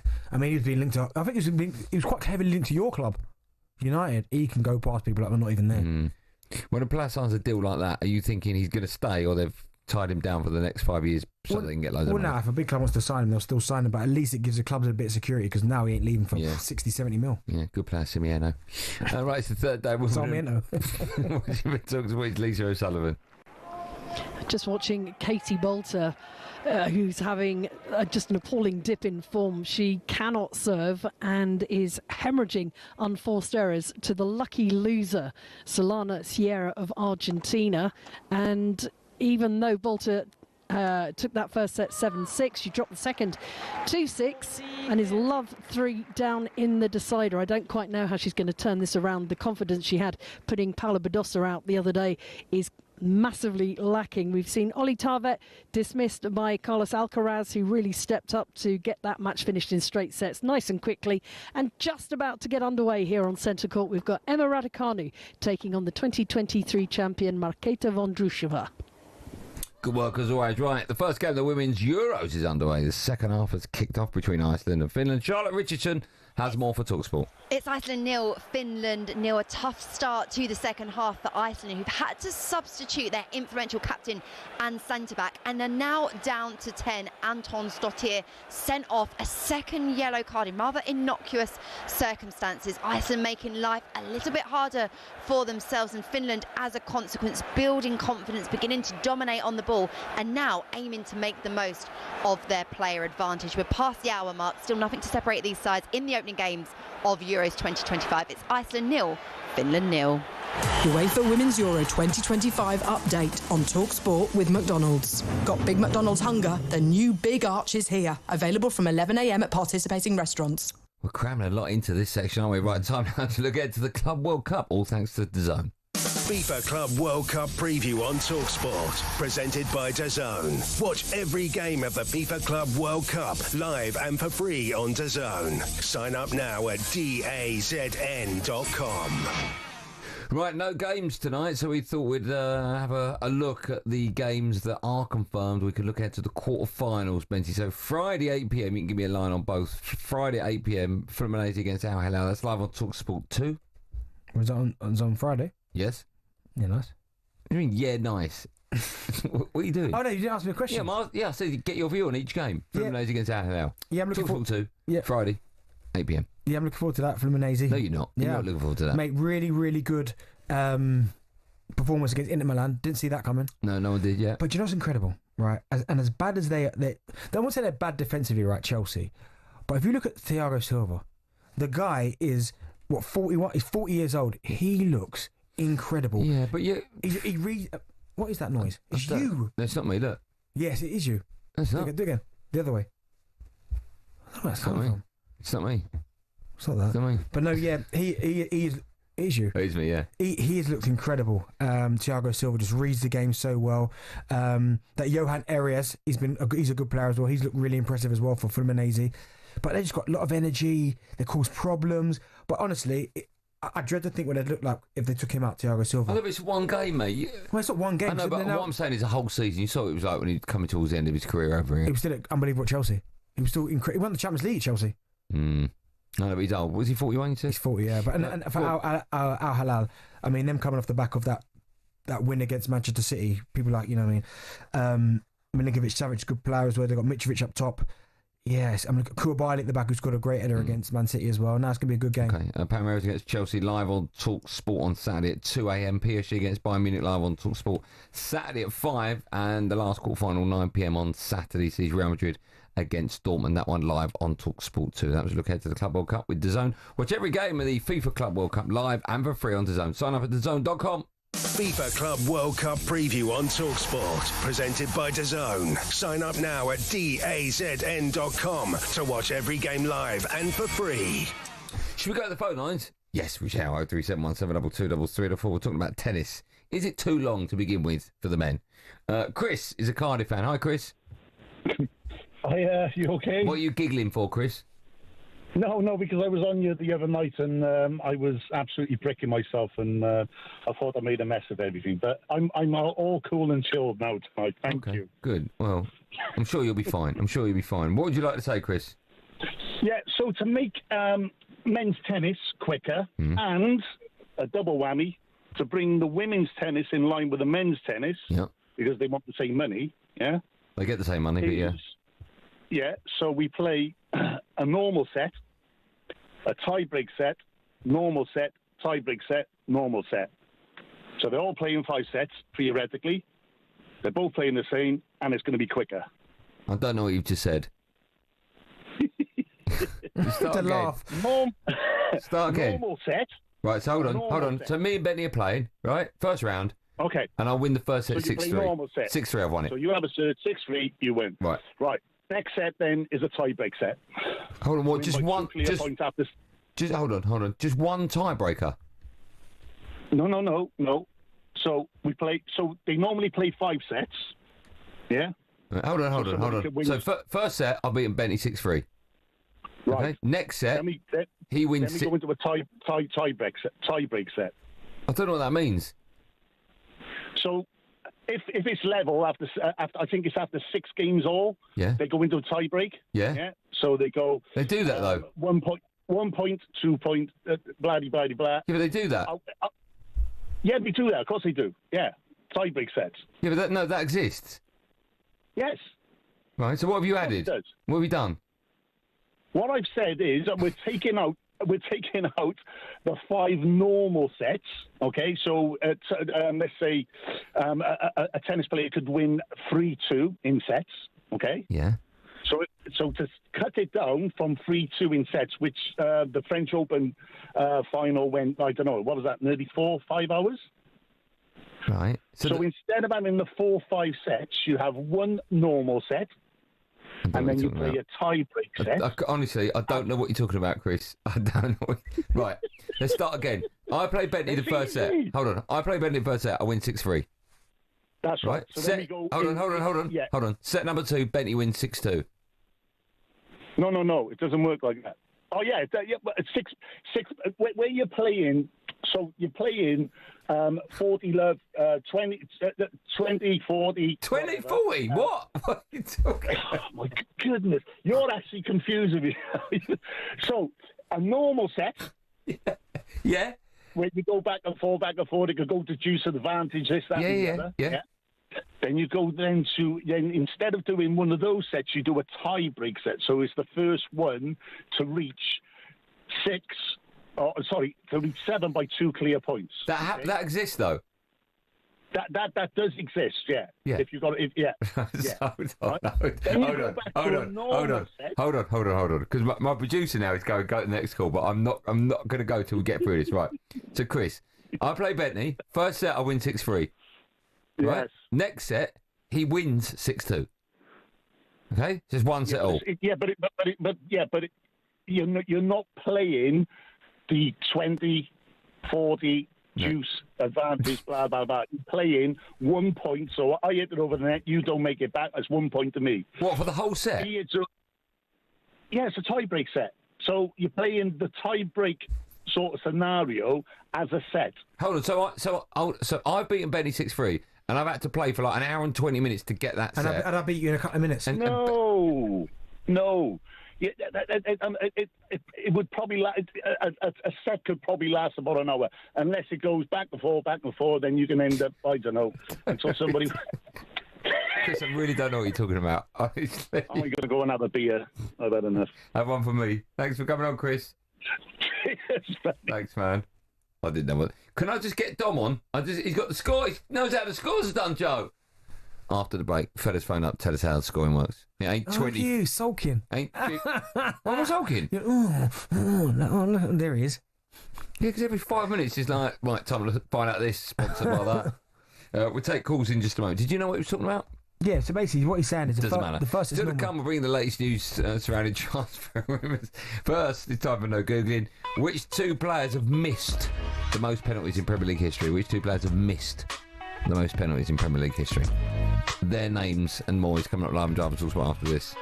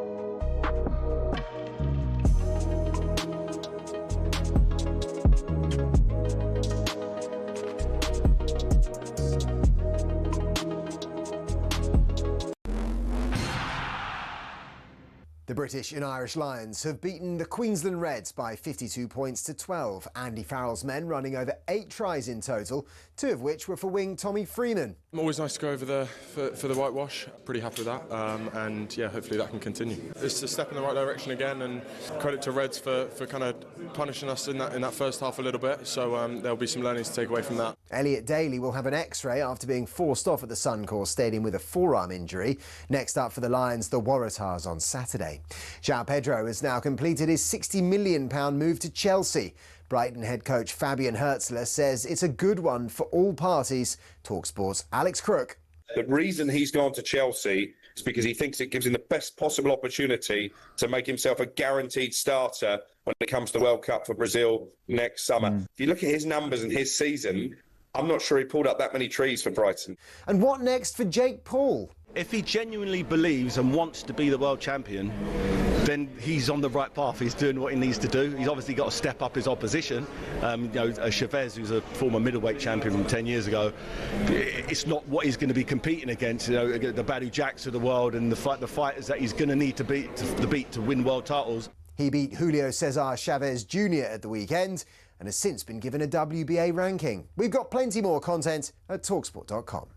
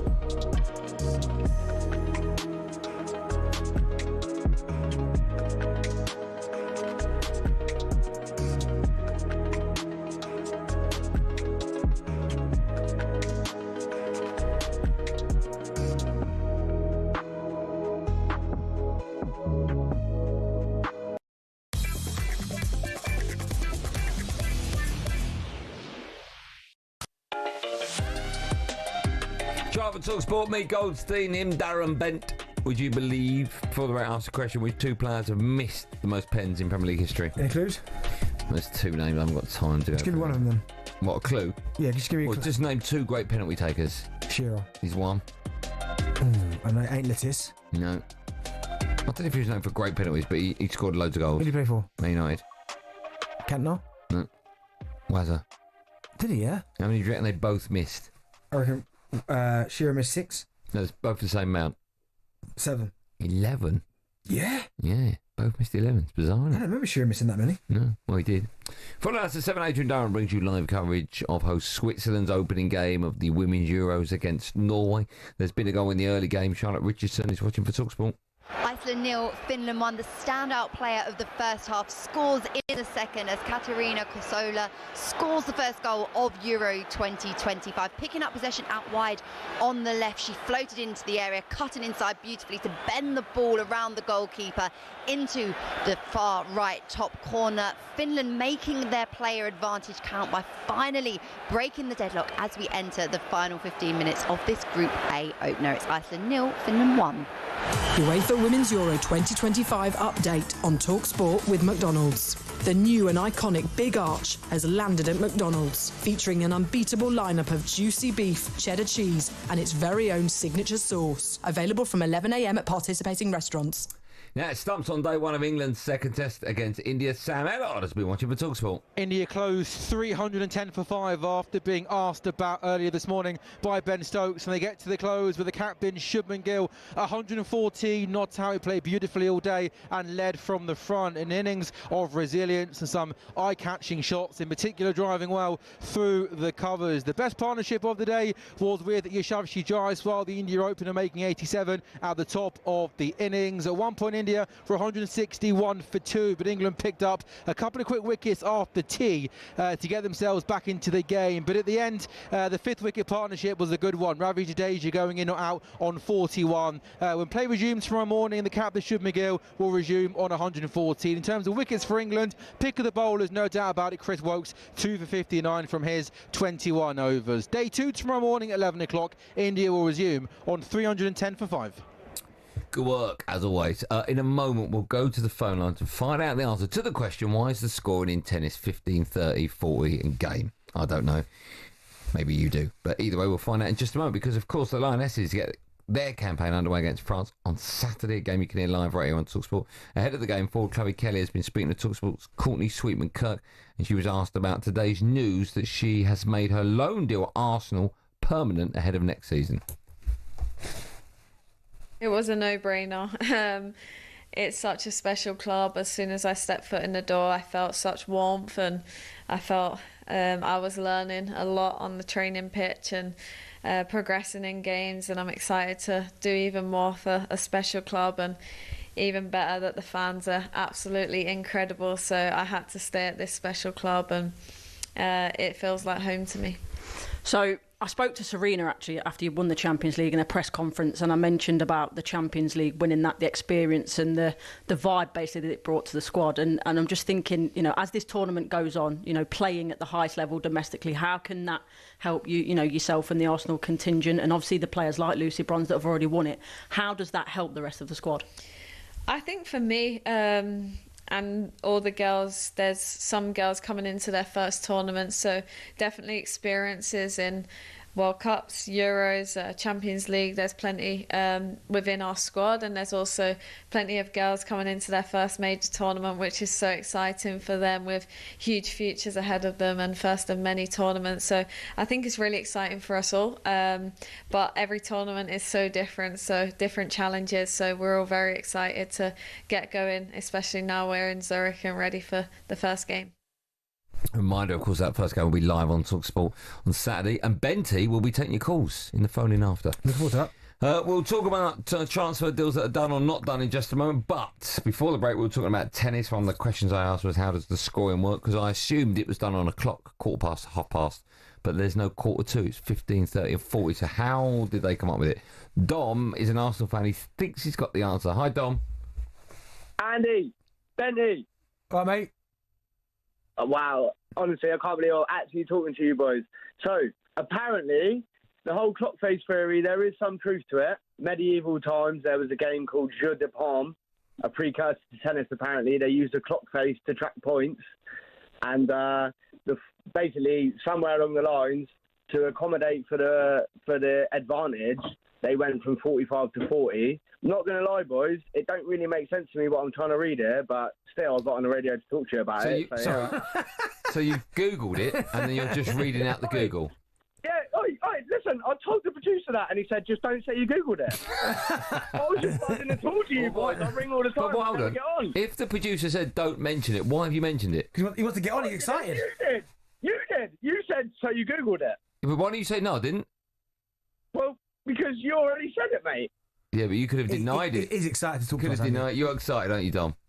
Oh, yeah, I'm mad excited to talk to you boys. Are you excited about Kepa's going to be your new goalkeeper? Wow, listen, what do you think about that, Benty? Listen, you need to have two backup goal. You need a backup goalkeeper, a good one, and I think Kepa.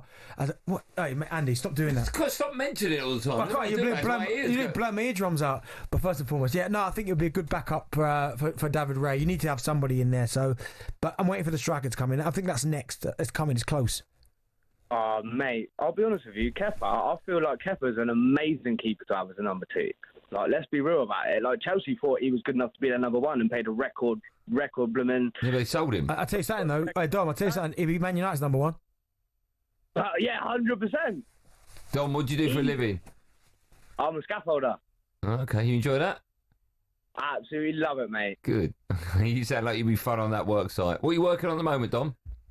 I am. Basically, we're changing a load of cladding on a big tower block because, you know, the old Grenfell thing, they've got to change all the cladding. Okay. So I've got a question. I've got a question about scaffolding. I've always wondered this. Real question, right? Imagine you're scaffolding a square, a giant square, like a block of flats, but it's a square, right? Yeah. Do you only scaffold the front of it? Well, it depends, doesn't it? Yeah. Could you only just say you're having work done only on the front? Would you only put scaffolding up on the front? Oh yeah, 100%. Right. Here's my question. Why will it never fall over, that scaffolding, if it's only on the front and not attached to the sides? because obviously you have to still attach it to the building. You would tie it in. Depending on that, if it was a massive tower block, you drill into what you were building it against, and then you tie the scaffold into that. Oh, okay. That has to be tested to a certain level to make sure that it can accommodate the weight and all that jazz. But yeah, it can be done. 9 times out of 10, you would never. Well, I mean, listen, it can be done. Yeah, 100% it can be done. All right. Dom, lovely speaking to you. Thanks for your call, Cheers, man. Dom. Boys, I absolutely love. Listen, I listen to you every night. And listen, Goldstein, you're lucky you got Bentley with you, mate. I'm telling you. See, love that. See, Dom, my guy. Wait, Dom, is this your first call to talkSPORT? Yeah, don't go on. Tell me. Yeah. You first and your last as well. First and your last. Bye, Dom. There you go, Dom's gone. Oh, honestly, just love me, don't they, people? I am lucky I've got you with. Listen, don't you ever forget that. I would never forget it. Here it comes. Here comes the punchline. I'm lucky. Listen, everyone, listen to the show right now. Here comes the punchline. Time for this. Oi, what you got in your boot, mate? £50 million? You having a bubble? Matheus Cunha scores from a corner. Have that one for free, mate. Been trying to flog it for years. And Bruno Fernandes has popped home the free kick. Anyone for a new centre forward? Low ball in towards Delap. He's tucked it in. Drives car boot sale is now open. You mugs. You got no line. There's no line. Listen, anyone's listening, here he goes. Here's the Penny, line. I love you a lot. I am lucky to have you a long time. Here we go. Keep listening, people. He's desperate. I'm giving you a compliment. He is desperate to say something. You don't think I know you? I know you. Sometimes I give you compliments, right? Everyone keep listening. I think I'm a nice person, right? I help you out with trying to get tickets. I'll think you up. Yeah, you know what? I'll give you Oh, here we go. It's changed now. No, you're a nice fella. Thank you. So sometimes I give you a compliment. Keep listening. I'm lucky. Keep listening. Lucky. I'm a lucky man, Toby. Here we go. Keep listening.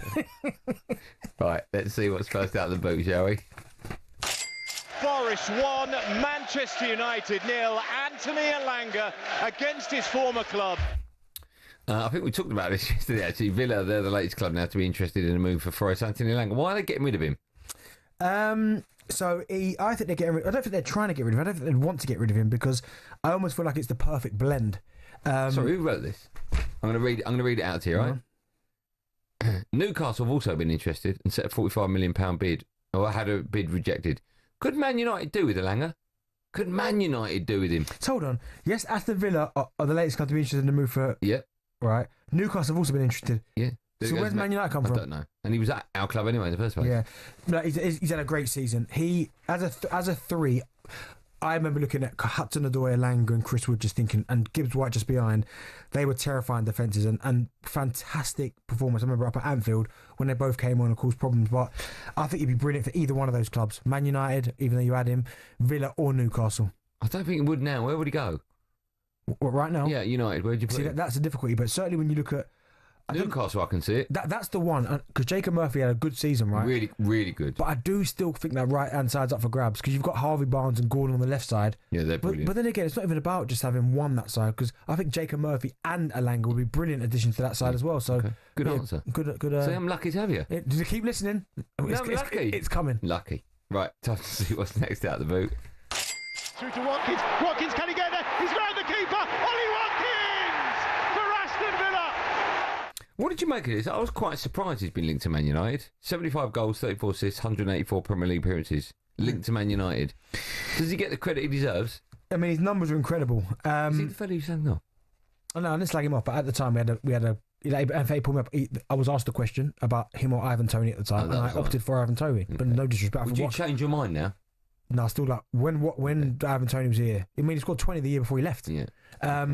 But no, I'm a fan of Watkins, and you're probably right. He probably doesn't get the credit he deserves. I mean, I hear some people talking about, is he top level now? If you're comparing him to Isak, I think Isak's better. But then Isak's at the top table. So, but no, I think whoever signed him, he's going to make any team, I think, bar City in the Premier League, or even at City, stronger. Because would you have him as your number 9? Yeah, I mean, why would you not? No, but you'll be happy with that. Yeah, but if we could get anyone, and Watkins came in, yeah. Okay, good answer. See? I'm lucky to have you. Keep listening. No, I'm lucky to have you, mate. Right, there's one more rumour left in the boot, whatever that means. Now Noni Madueke takes over beyond Justin. He's waved beyond 3 and he's curled it! Oh, what a way to seal it for Chelsea! No. Rumour has it that Arsenal will be linked with the move for Noni Madueke. Bizarre. I just can't see you buying a Chelsea player. Is that the sort of thing you do? I mean, no. How many players can you name off the bat that you bought from Chelsea? Petr Cech. Yeah. David Luiz. Yeah. Jorginho. Yeah. Boyd Sterling. Yeah. Willian. Willian. Gallas was there as well. 6. There's much more. There's another one. I'm thinking of another. Kai Havertz. 7. And this could be 8. It's been a few. But That's unbelievable, isn't it? Yeah. What's going on there? Do you know, my dad always cracks jokes, right? Because my dad goes, when you take players from us, they've got nothing left in the tank. When they take players from Arsenal, they've got everything. Ashley Cole goes and wins the Champions League. Yeah, Van Persie wins the Premier League. Van Persie wins the Premier League. Who else did Chelsea? Giroud wins the Europa League. Yeah. Honestly, weird, isn't it? It's weird. But no, not for Arsenal. I don't think so. He's good. Listen, he's done okay, but no, I'd rather Martinelli than him. Fact. Okay. See? Good. No, keep listening. Keep listening. I'm lucky, mate. Toby, I'm telling you. That was keep listening. Drives car boots out. Lucky boy, I am. What you got in your boot, mate? £50 million? You having a bubble? Matheus Cunha scores from a corner. Have that one for free, mate. Been trying to flog it for years. And Bruno Fernandes has popped home the free kick. Anyone for a new centre forward? Low ball in towards Delap. He's tucked it in. Drives car boot sale is now open. You mugs. You mugs. When we come back, one more Billy in the studio. Betty's going to give him a big old dig in the ribs. Don't quite know why. He's just one of the talkSPORT bullies. That is because the end of show quiz is just around the corner.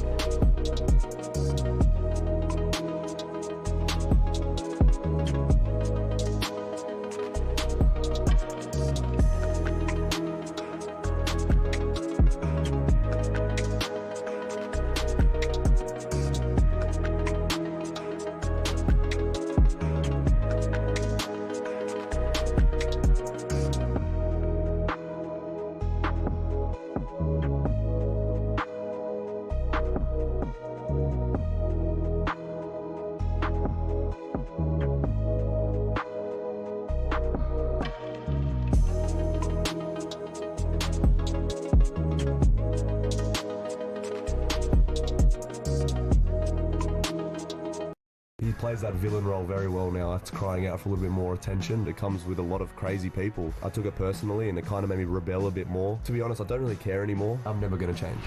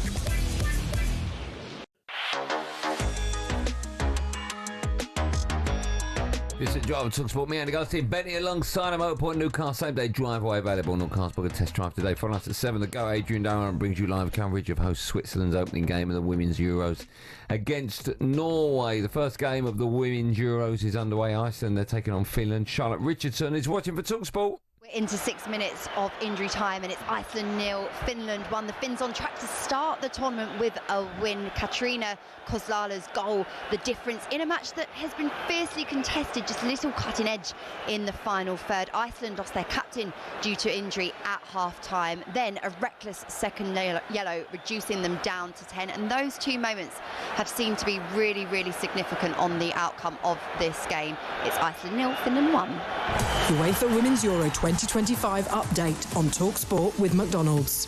When the big match means big McDonald's hunger, try the new and iconic Big Arch. Available from 11 a.m. at participating restaurants. Andy, you good, Jeff? Shut up, don't interrupt. Now, one more Billy will be in a moment, just ever so quickly. It's the third day of Wimbledon. Watching for talkSPORT, it's Lisa O'Sullivan.